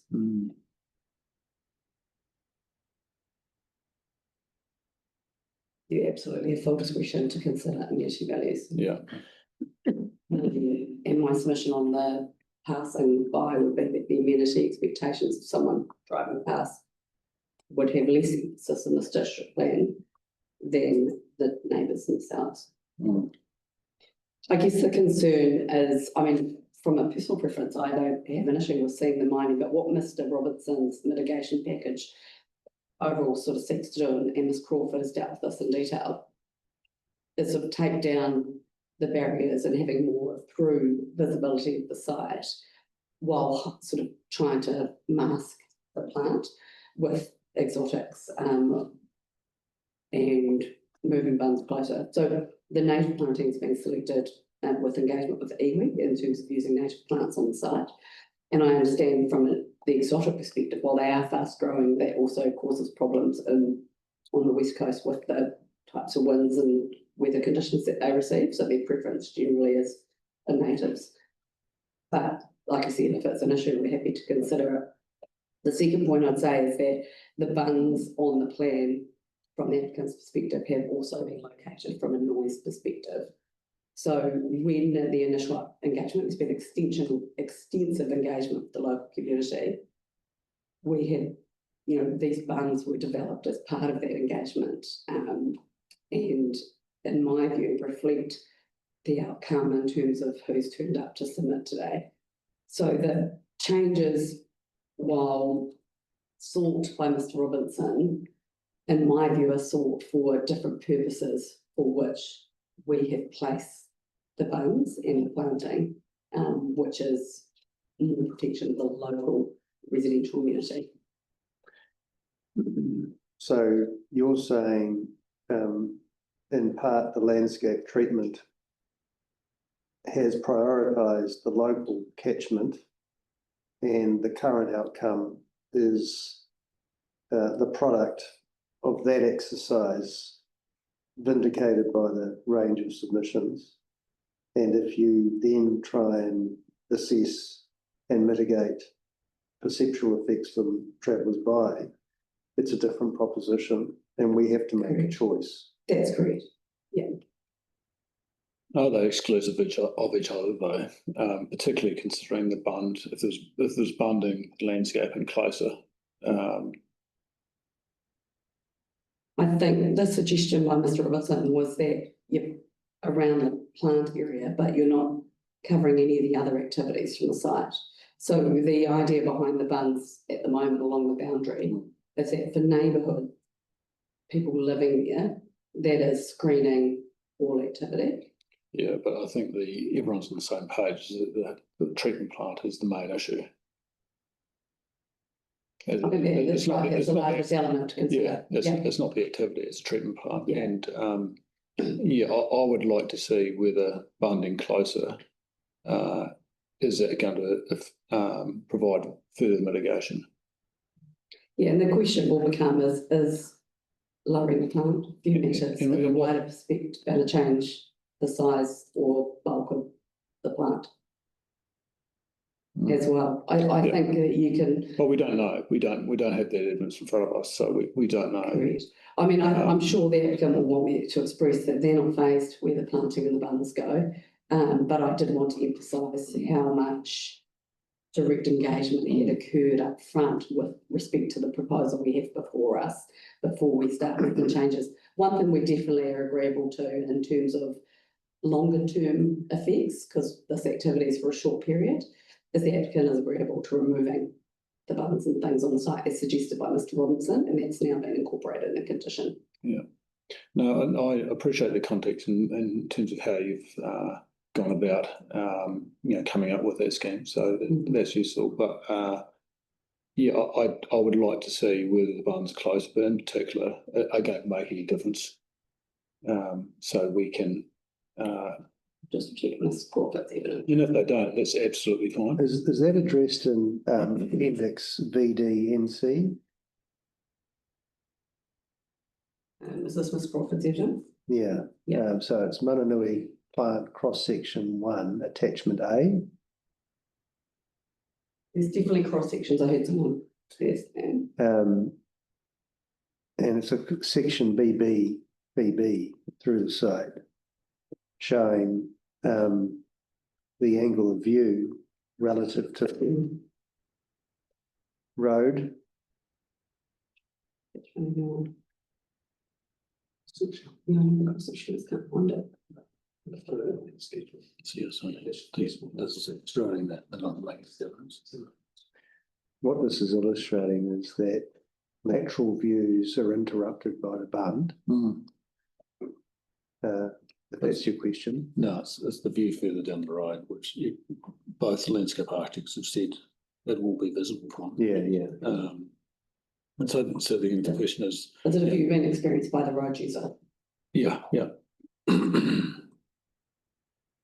And so I think Ms. Crawford also deals with road users in transient environment and who lives. I can't find the picture still, but if you've got it, yes, we are aware of the plant sections. They were provided as part of the RFI, weren't they? Which show also clearly, obviously, the height above ground level. Yeah. And I don't think there's any dispute that it's a large building. And where it's being placed has taken that size into consideration in terms of providing distance from viewers. Yeah, but both the evidence from both landscape architects is it's going to be visible, and but there's no evidence in terms of how much will be visible, and there seems to be a cursory assessment from the applicant in terms of Mr. Robinson's proposals for alternatives based on his experience with other similar large-scale industrial activities.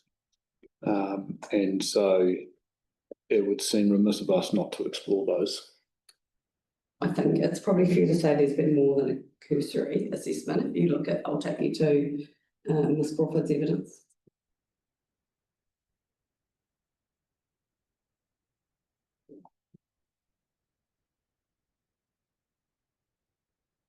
So she deals in length from paragraph 100, and she notes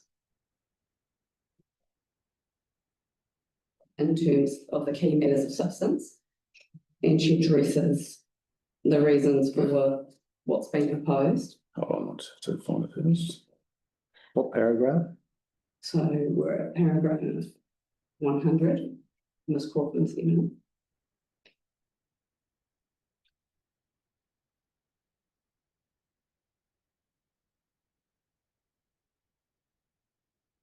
Scroll down in terms of the focus of funding, planting and views of the Southern Alps.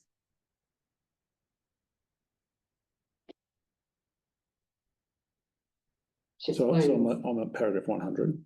Yeah, from 100, sorry, I'm at 105 in terms of funding, planting and views. Yeah. So she explains the existing situation, the reasoning that the funding is not intended to fully obscure the plant. They could provide screening of the mining activity. And she's been looking at, like we just discussed, the amenity of the neighbours having more priority than the transient highway viewers in that regard. And then she's explained the reasoning why they haven't covered the full length. And then with regard to the processing plant, she deals with that as well in terms of how it's been located there. And under 118, she addresses the mitigation methods. And they were considered by the whole team, not just Ms. Crawford. Yeah. And there was a genuine effort to see if we could reach resolution on mitigation that would work between the landscape architects. The challenge we had was Mr. Robertson's more focused on the open views to the site and the views to the Southern Alps, whereas Ms. Crawford is focused on the amenity of the residents. So the mitigation that informs their expert opinion is as a result quite different. It's very hard to reconcile them. Where we were able to reconcile them is at the end of the project by accepting that we would reopen that site back to the passing motorist we were unable to reconcile that was during the course of operations by opening up the mining activities for the state highway users and trying to further cluster trees on the bund. It wasn't considered appropriate in terms of what we'd set out to create for the neighbours. And then she does a pretty full response in figure 7 to every single mitigation measure, the reasoning for it, and our response in terms of why it's unable to be achieved in this environment. Look, if we could achieve it and still reach the appropriate outcomes for the neighbours, we would have accepted it. I don't think anyone... How would you manage to grow the exotic shelterbelt there anyway? Well, Mr. Ross advised me this morning very difficultly in local conditions, and that it wouldn't achieve its outcomes. No, I just don't think it's practical. Yeah, and also the engagement with iwi has ensured that we've used certain types of planting, which that would not be part of that either. Yeah, I'm sure iwi would regard, well, they may regard the shelterbelt as more incongruous than a mining plant. Yeah.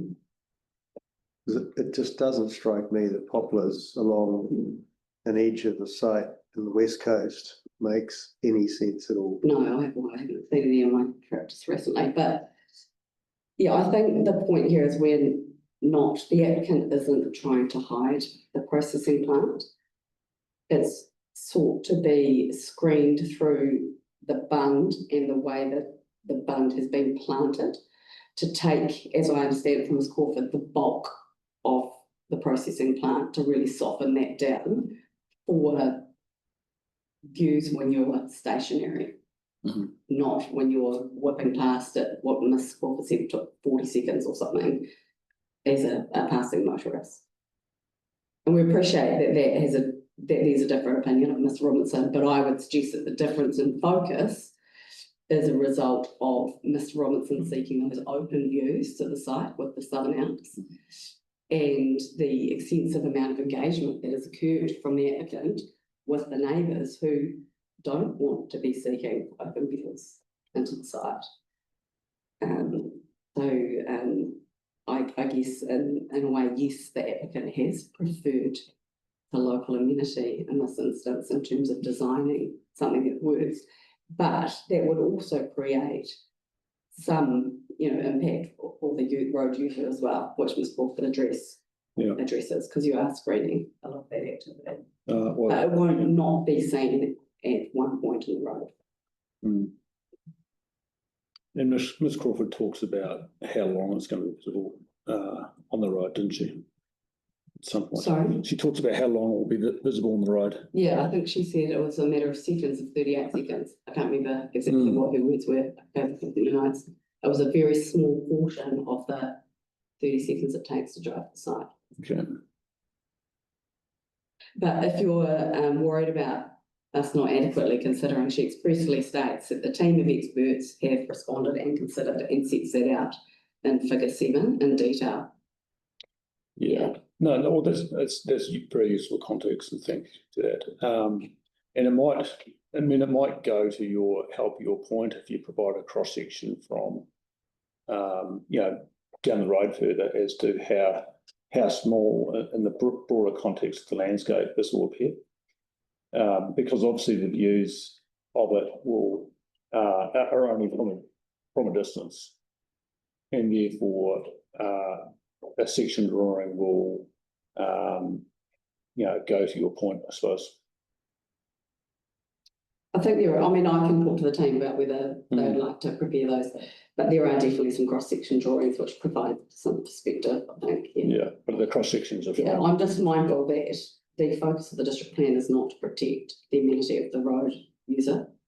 I appreciate that you've got full consideration of amenity, and if you choose to put prioritisation on that, then that's a decision for the panel.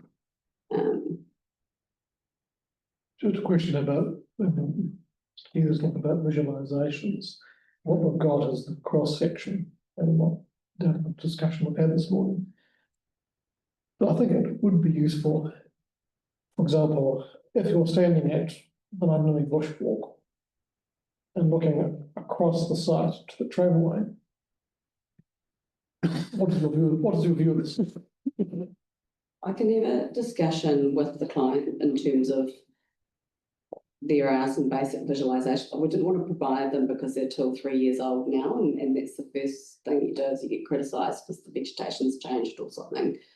But it may be that they're appropriate to provide in terms of an indication, and they're appropriately qualified as being taken from a few years ago. I'll have that discussion outside of this process.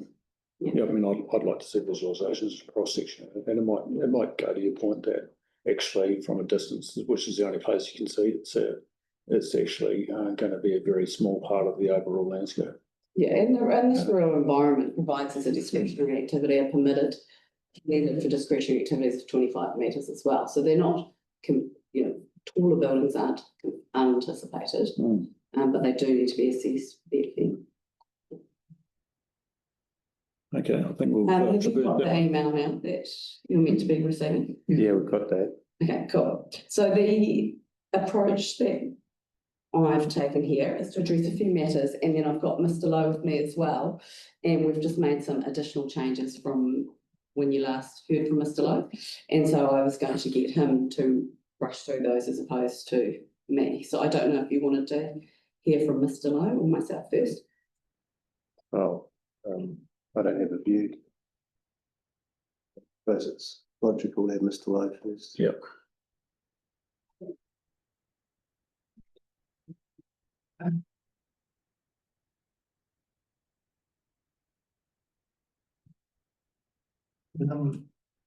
You would have been provided with 2 sets of conditions. One's a track change version and one's a clean version, and possibly the easiest way to do this is if you picked up the track change version, because it only tracks the changes that I've made since I was sitting here last. Right. Yeah. So it's clear what additional changes I've included. And the easiest way to do it is probably just to move down the document, and I'll just take you briefly through each of those and the rationale behind it. And this is after receiving the updated 42A reports and listening to the discussion this morning. Hey, can we just have the heater turned up a bit, please? Thanks, I was going to get that cold. The first change is just a minor one to condition 1.5 in response to some comments back from Ms. Clark's compliance department about notification of the consent authority of the accounting person. So that should be fairly self-explanatory. We move down, the next set of changes are in condition 6.4 to 6.7. And they're just some minor grammatical changes to acknowledge it.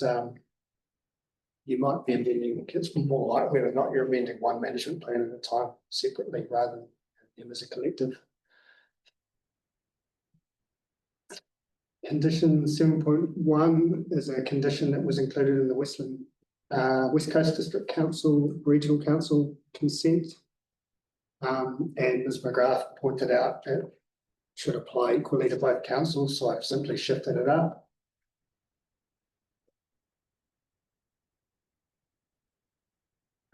Condition 9.1, there was some discussion about the language I'd use to define areas, so I've made some small changes to that to make it clear that it's a total combined area of at least 1.53 for the 2 wetlands that will be within the covenanted area, and a similar change to C in respect of the final void wetland.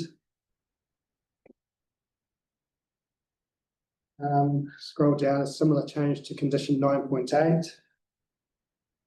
And then maybe the more substantive change in condition 9.9 is what we're discussing just before, so that the as part of rehabilitation and closure, there's a requirement to remove the perimeter marks that are required by those 2 conditions, now the landscape condition and the noise bund condition that reference funds.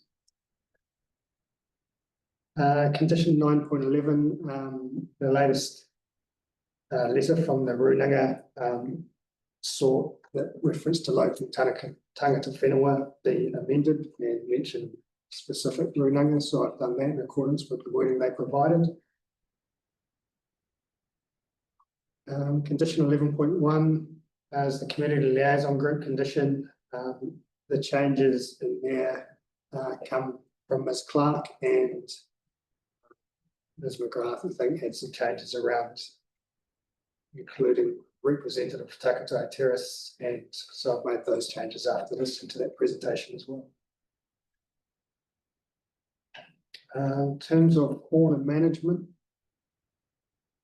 in the water management plan, I've made some amendments to lizard management conditions. Sorry, what condition are you in? We're at 13.2.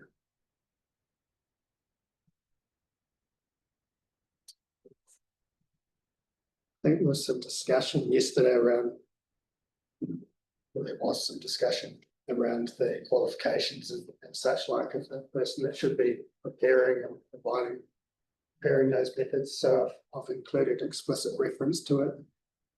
I've deleted the reference to capture within sub clause 1 because the way I read the condition is 1 is around your search and survey methods, and B2 is around what you do if you find something, or if you don't find something, how you manage the vegetation too, in case there is something you haven't found within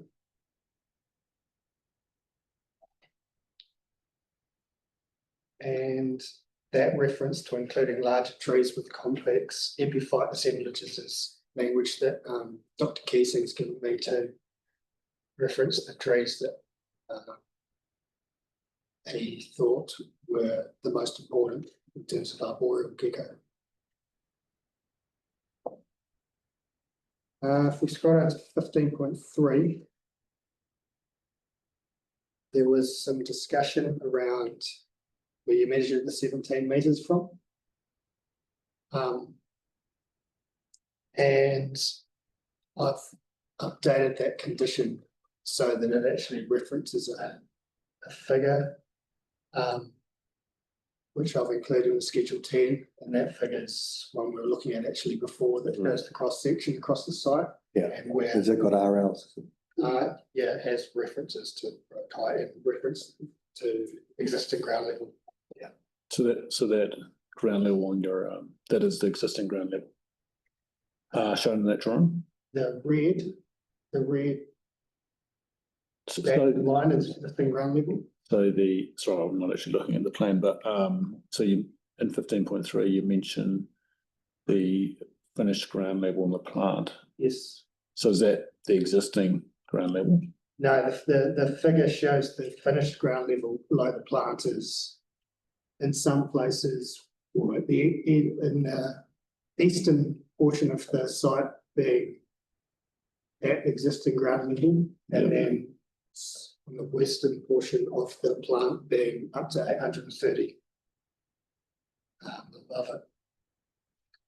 So the bulk of the plant, it's got the highest bit, is sitting on the existing ground level Right. in area. Yeah. But as you come along, it actually rises slightly, and there's an 800 West to the west, yeah. difference. But because it's lower, it's never going to get higher than the maximum 0.17 metres.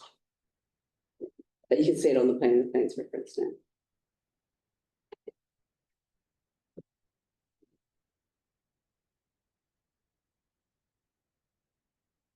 If we scroll down to solution 17.4, in response to some concerns raised by ELI a couple of days ago, and the engagement we've had with the West Coast Penguin Trust, included a new method in the traffic management plan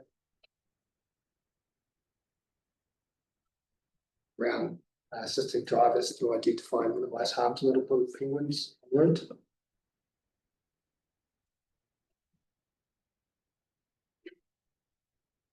Scroll down to condition 19.1. Ms. Lynch suggested that The noise management plan require training of truck drivers, not just staff, on minimising noise and vibration, so seems sensible, so I've included that. Condition 19.3.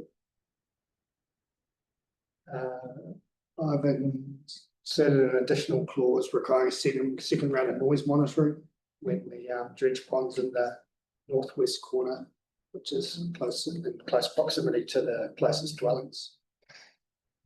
Where did we get to on those DPA levels?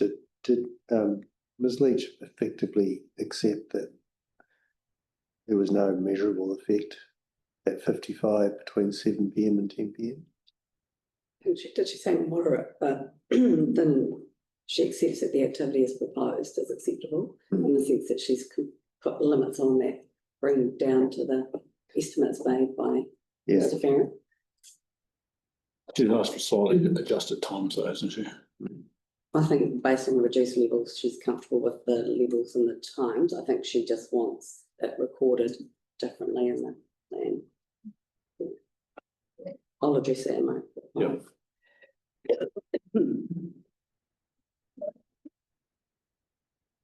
Condition 19.6, just a change in the grammar describing where the noise control buttons are to be constructed. This is in response to some questions when I was here last time. And the only other change is the very last condition on the water management permits, so right down in 33.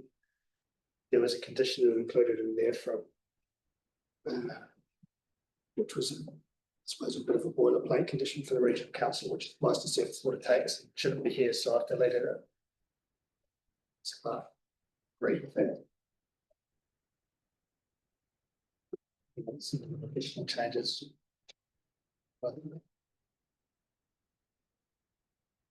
Right, so should we now look at the WMS legal reply? Yep, let's go for it. So this is the reply that addresses matters arising from the hearing. In our submission, because Ms. Barry's online listening, evidence has already been provided by the applicant in relation to all the issues raised during the course of the hearing. By way of general observation, the focus on submitters that appeared before the panel appeared to be seeking changes to the activity as opposed to seeking an outright decline of the activity. It's just a general observation. And where the Westland District Council consultant peer reviewers have materially different views to that of the experts representing the applicant, this seems to be on the basis of interpreting the planning context differently. That is, the anticipated outcomes of the relevant plan provisions, including those which are enabling of mining or which recognise the local context of the working rural environment. So other than the concerns raised with respect to landscape, ecology and noise, which I'll address shortly, and associated planning by the consultant peer reviewers, all other expert evidence provided by the applicant is uncontested and can be reasonably accepted by the panel. So I've set out at paragraph 5 the bits that I'm going to take through. I don't plan to go through these in a lot of detail. I feel like they've been exhausted through the course of this process. I don't think we need to hear about activity state. No, can I just tell you my first paragraph? Yeah. What should be a simple reading of the district plan with respect to the relevant role for mining activity seems to have become an unnecessarily complex during the course of this process. So all I would say on that is section 77 of the RMA requires that if a local authority makes a rule in its plan proposing to class that activity as restricted discretionary, then it must specify the matters it has restricted its discretion in relation to the activity. So given the matters of discretion are required to be in relation to the activity, it's very difficult to comprehend that there remains a dispute that some buildings intrinsically associated with the mining aren't in relation to it. And like I said, we provided legal submissions in opening, and I don't intend to go down that road any further. I guess rule 5.6.2.2 does have significance when you consider the disagreement between the expert evidence. What do you mean by that? Also, the discretionary activity rule does have some significance when you consider the disagreement between the expert evidence, the applicant and the consultant peer reviewers. And I say that because it's the control is reserved to specific matters which relevantly in relation to vegetation clearance, control is reserved to habitat of threatened or protected species, and to avoiding, remedying or mitigating potential adverse effects on significant Indigenous vegetation and significant habitats of Indigenous fauna.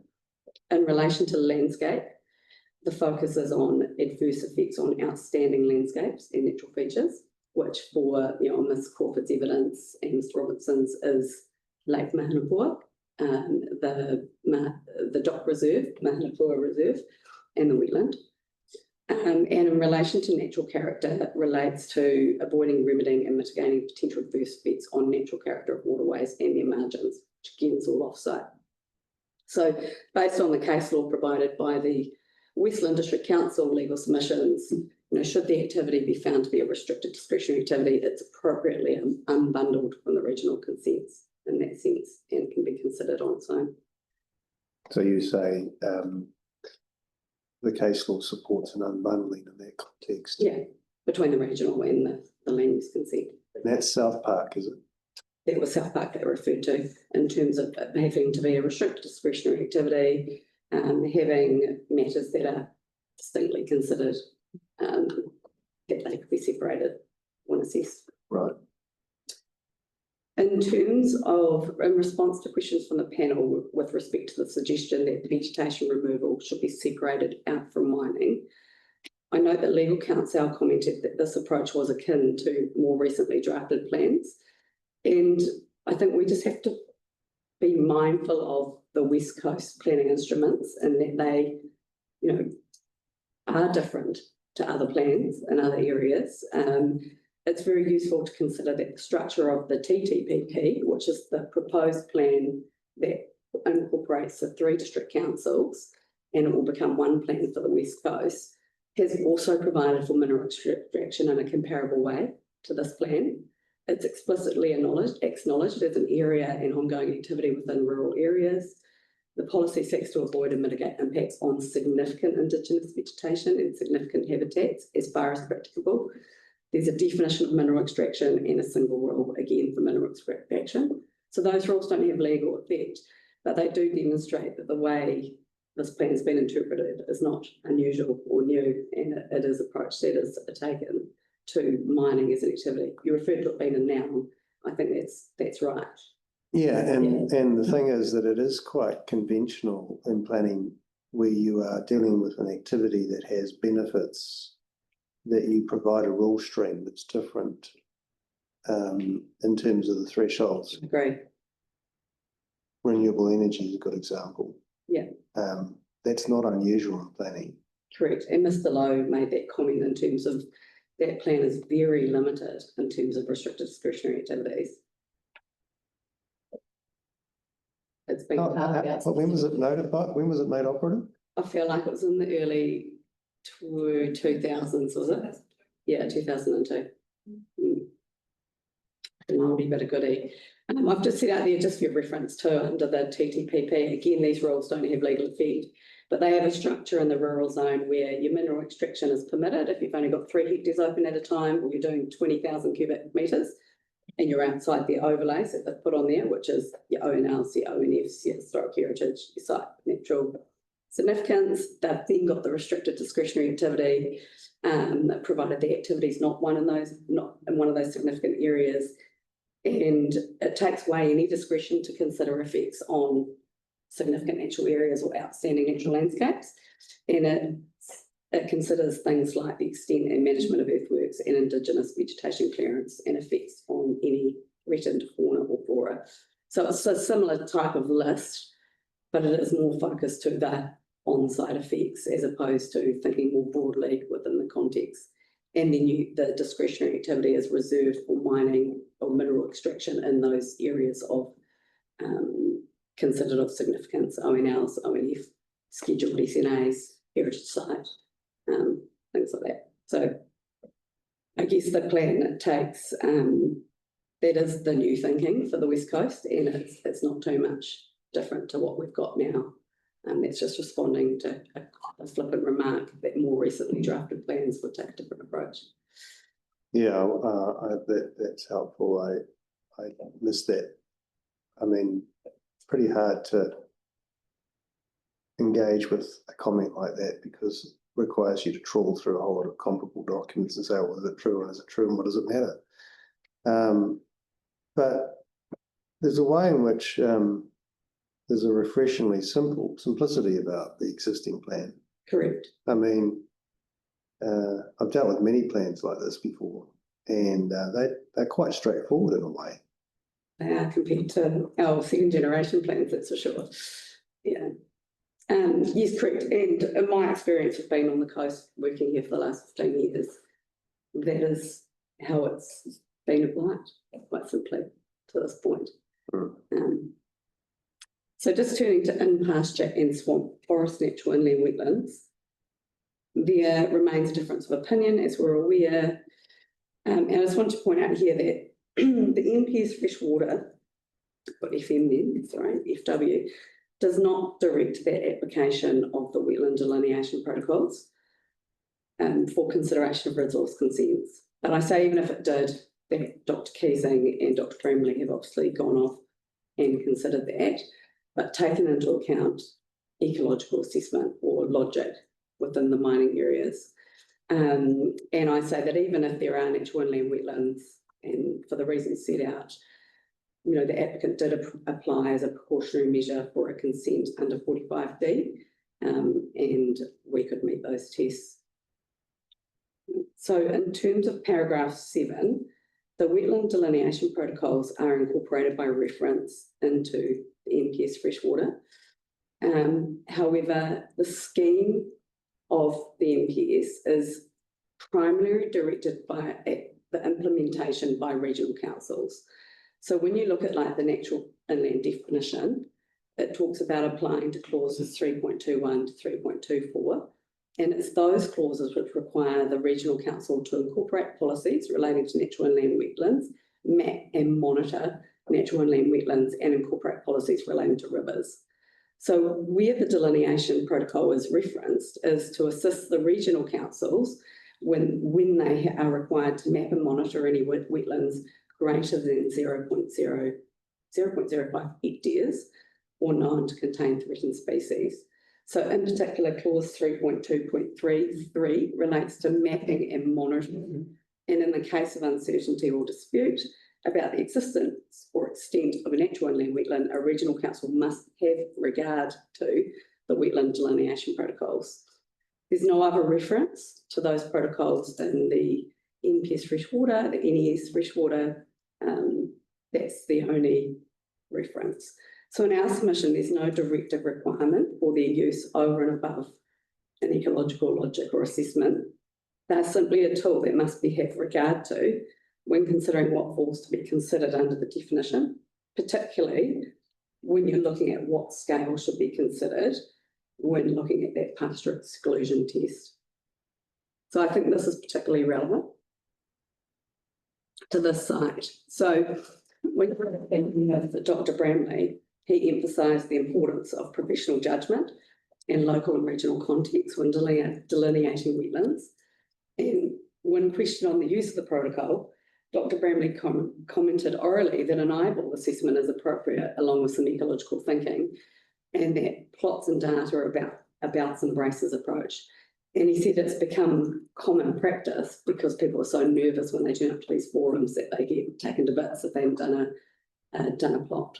So I think it's a useful tool to have, but it also does require some ecological assessment and logic when assessing that definition. And that is what actually Dr. Keesing ended up doing all the plots on the request of the council under section 92. But not for the pasture. Not for the pasture. Yeah. So they've taken an ecological assessment, which is entirely appropriate given the definition of the natural inland wetland and the context in which the site applies. Yeah. Well, yeah. That brings in. I hadn't picked up the point in your paragraph 18, but that's interesting. What's that point? Oh yeah, so that's where the delineation protocol came about, was to assist the regional council when they've got the mammoth task of working out which wetlands should be scheduled as natural inland wetlands over that certain size. Yeah, So and it was with respect to disputes. so you're saying in particular it's useful for that, or intended for that, or are you saying it can't be used in a resource consent? I'm just saying it's a tool that you have regard to even in a dispute. It's not a direction or a requirement to apply. And then I'm going to go on and say here, regardless of this legal interpretation, it appears to have become common for the wetland delineation protocols to be relied on to determine the presence of wetlands. While we do not consider this technically correct or intended, Dr. Keesing and Dr. Bramley have both applied the protocols. And in particular, Dr. Keesing has walked the property, he's done that twice all over, and ascertained from his visual assessment that while there are patches of creep and buttercup, they existed in the context of an area of pasture, and that undertaking plot assessment would produce no useful output with regard to identifying valuable natural wetland plant assemblage or habitat. And our submission undertaking a visual assessment like that, described by Dr. Keesing, is effectively taking something akin to a rapid test under the Wetland Delineation Protocol. And then following receipt of Mr. Payne's peer review report, Dr. Keesing did undertake a plot assessment in relation to alleged pastoral wetlands and the Kakatea swamp forest, and he concluded that there were no pasture, natural inland wetlands or Kakatea swamp forest within the mining area. He concluded with respect to the the pastures, natural inland wetlands, small patches could meet it on a tick box exercise, but they could be there one visit and not the next. Given they are an area of pasture, they're dependent on the farming practices at the time, and he stated at the hearing that these areas will not perform any greater function than the pastoral would, and they have no value associated with them. So Dr. Bramley also visited the site in March 2025 and agrees with Dr. Keesing that small areas which may meet Wetland Delineation Protocol would not meet it every season and would have no Indigenous representative natural wetland assemblage. So he agrees that they do not meet the vegetation test and are therefore not wetlands.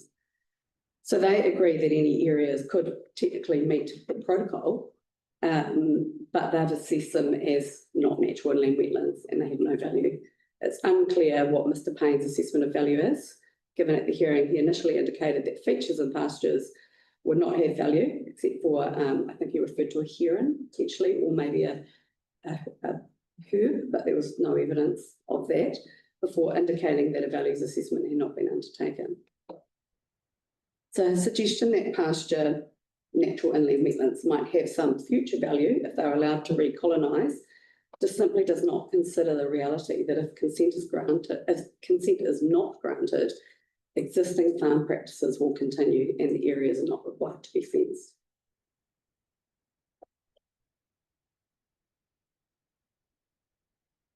So under Regulation 45D, I'd say here in the instant that the panel considers there are natural inland wetlands, Regulation 45D of the NES freshwater provides a consenting pathway for mineral extraction and auxiliary activities within 100 metre setback of natural inland wetlands. The panel is obviously familiar with that consenting pathway, and in particular, the panel must be satisfied the extraction of minerals will provide significant national or regional benefits, and there is a functional need for the activity, and that the effects mitigation hierarchy has been applied. The application of this was tested locally in the Tiger decision, and as far as we're aware, that is presently the only decision to apply Regulation 45D for mining activity, and as such, we consider it as of some benefit when considering the gateway test. And I've just set out the jurisdictional prerequisites that were put in that decision in terms of there need to be a scope of benefits and the nature and degree of the proposals need to be in that location, and then applying the effects mitigation hierarchy. So we understand this to mean that effectively the first two limbs are the tests to obtaining the consenting pathway, and the third limb is the machinery provided provision that ensures in accessing the consenting pathway effects are managed in accordance with the NPS freshwater. So we submit that if required, and it's not the position of the applicant that it is, but if the panel reaches a different view we submit that regardless, we would meet the tests under regulation 45D. And I start by acknowledging that consent was applied and there's sufficient scope in the application, and I've put the references there. The area to be mined is unchanged from the original application and the effects remain as originally assessed, albeit with the loss of a continually changing extent of natural inland wetland with no value. Consent is sought for the extraction of minerals as indicated in the evidence of Mr. Chase and Mr. Lowe.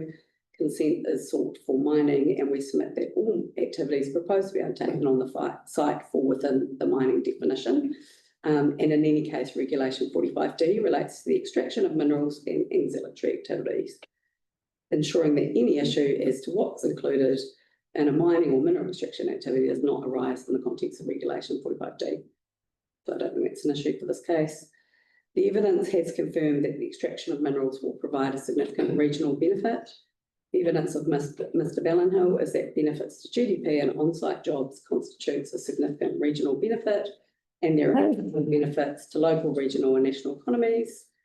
Further, there is a significant ecological benefit of the establishment of an ecological restoration area.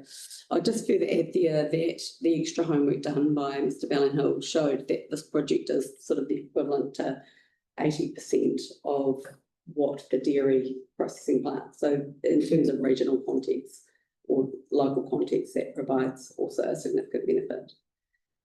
With respect to functional need, our submission is there is a functional need to mine the proposed mining area containing pasture and forest fragments because the mining methodology has been designed to maintain the hydraulic functioning of the culturally significant Mananui wetland.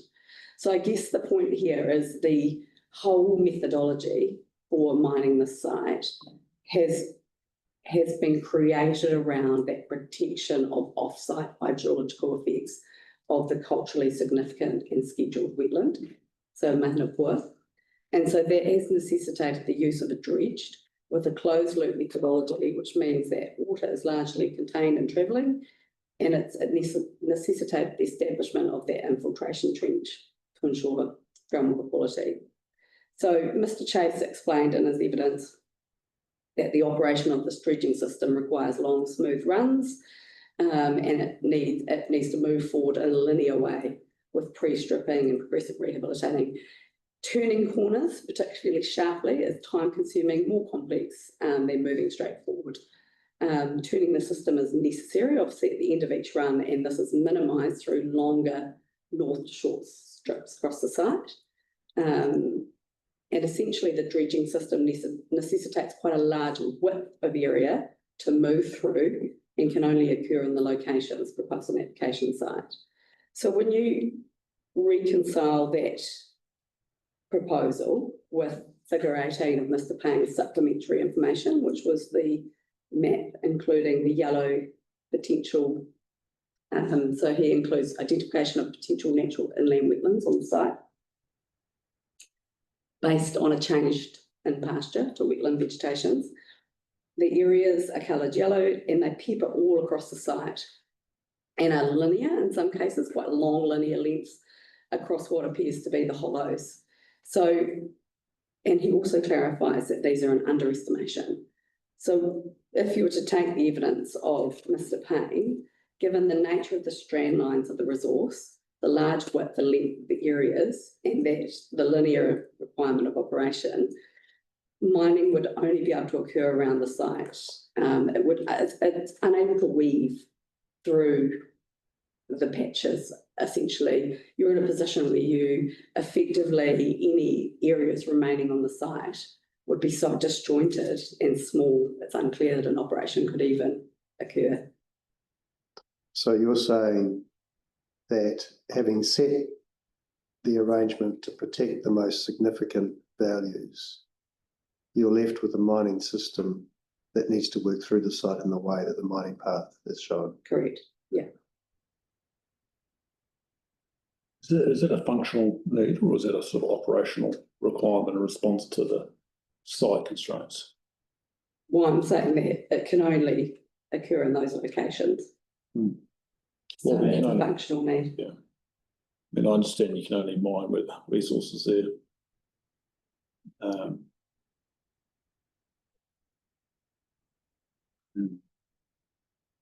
So the resources and the streamlines across the sites. Yeah. And you're saying because of the dune hollows, or? Oh, no, I'm just wondering whether it's a functional need, or as opposed to an operational. You've mentioned, the need for to minimise corners. Is that an operational requirement or a functional need?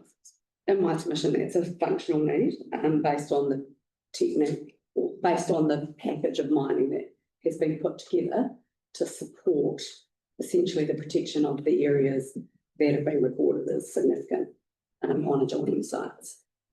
Yeah. And And there could have been a different mining methodology, for example, like dewatering or something that might have had more flexibility and movement of mine path.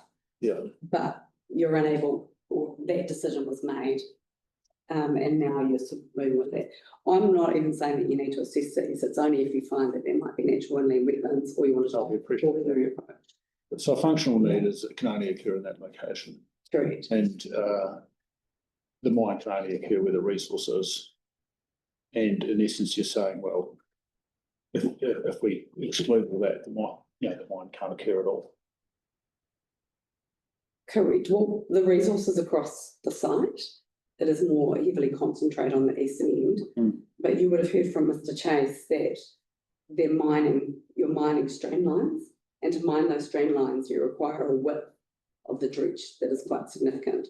So once you take into account Mr. Chase's evidence and the area that is consumed, and you try and reconcile that with the plan that's been provided by Mr. Payne, you could only continue to be able to mine on the site would require you to mine in the way that we proposed, and you would be unable to. And Chase is talking about as an operational limitation, isn't it, in terms of the consistency of resource and how it relates to the mining that in the plant.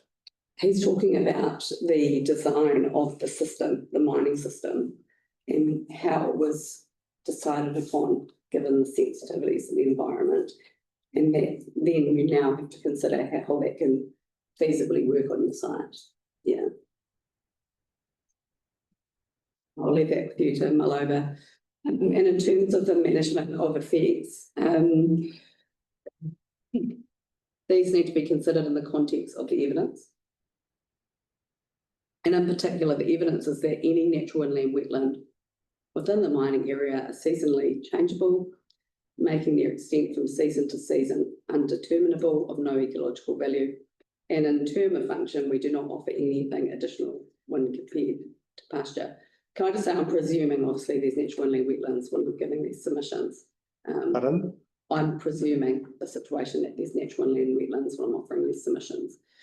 These wetlands are not required to be fenced by the stock exclusion regulation, and would therefore continue to be interfered with by stock in the absence of mining activity. With respect to avoid, the effects of mining the pasture and forest fragments cannot be avoided. As indicated above, there is functional need to mine the pasture and the forest fragments, particularly in the context of eastern areas, eastern escarpment and Mananui wetlands already been avoided. To the extent that there's actually wetland extent within these areas, that extent will be lost through mining. However, the values of any natural inland wetlands are sufficiently low and there's unlikely to be any loss of values. That is, there is no material harms to values that do not exist.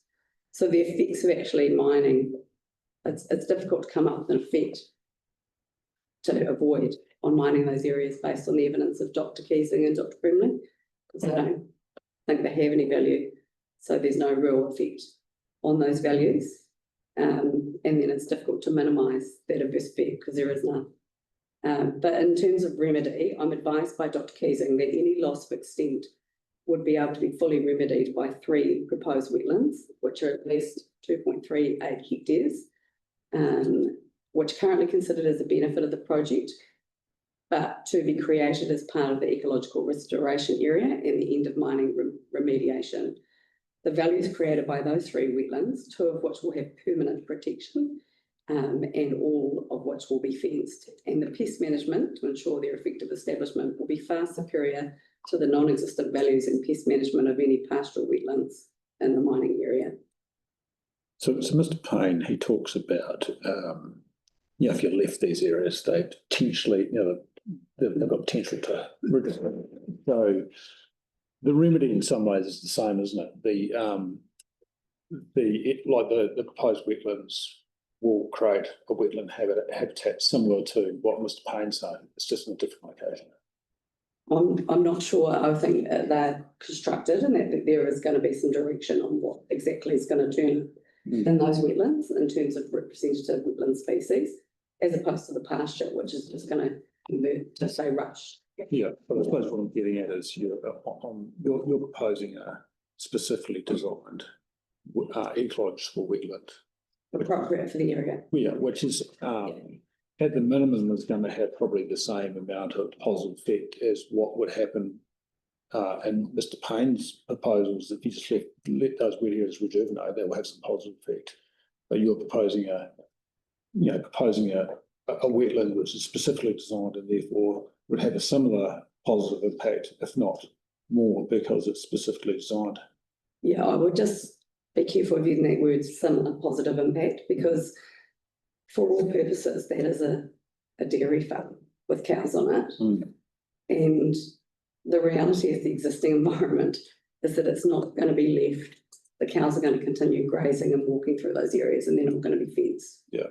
So I think we shouldn't be quick to think that these areas that could happen. Are going to rehabilitate into wetlands, if they're even wetlands at all. I think that's quite a different situation. But yes, the advice of Dr. Keesing is that having these areas of wetlands, which is significant in the area, 2.38 hectare minimum, designed and created to create wetland appropriate for the area, and then of which 1.53 will be permanently protected as the ecological reserve, and the rest will remain on the farm, but be fenced, would have, in his view, the farm superior to the non-existent values and pest management of any pasture wetlands. Just to touch on a point about the hierarchy. So do I understand the point is that you're not applying offsetting and you're coming to the forest fragments with that submission? You're saying that you're not requiring offsetting because the opinion of Dr. Keesing is friendly, as opposed to Mr. Payne. Is this not an area of ecological value that is being lost that requires a specific quantum of ecological value to be restored? Is that what being said? So yeah, as well, it's difficult to come up with a theoretical application of effects mitigation hierarchy on something that has been confirmed by experts having no value. So presumably there'll be no adverse effects, residual adverse effects that you need to avoid, mitigate or remedy off the back of that. So that's the starting point, is Dr. Brownlee and Dr. Keesing do not consider there's any adverse effects. I think the inadequacy of remediation from Mr. Payne arises from the loss of what he regards as significant vegetation, not the wetlands. Okay. Yeah. And he's saying there's no magic in these compensation regimes, but he's citing other examples. As to the question, is it an offset or whatever, I think that comes down to how much you're recreating the same environment in the same location. And Dr. Keesing is saying it's the same habitat in the same location, and therefore it is remediation, not offsetting. That's my understanding. Yeah, and the case law set out in opening submissions talks about the remediation being appropriate when the point of impact is on your site and you're able to remediate on your site. But I did also go on to cite a case around a wetland offset where again, I think it doesn't matter on the outcome, but this is remediation, not an offset. Yeah, and that does give the panel the ability to, if they thought it was directly connected to an adverse effect, to require an increase in that area as well, because you're able to impose conditions which are directly connected to an adverse effect. you can impose a remediation condition. You can't impose an offset or a compensation that must be offered by the applicant. And how would we reason our way through that? Well, for example, if you were to decide that there were 3 natural inland wetlands somewhere on the site of a certain area, you could consider that you thought that there was a greater area of remediation required. But I don't think we're getting to that, because the package of remediation offered as part of the applicant's case was the replanting of an area to provide remediation for the forest fragments.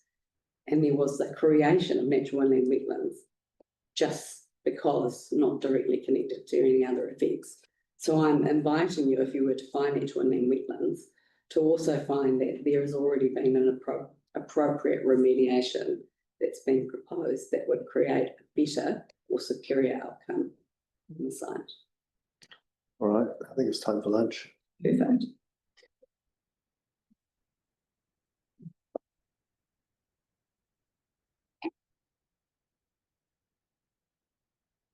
$1 o'clock, sir.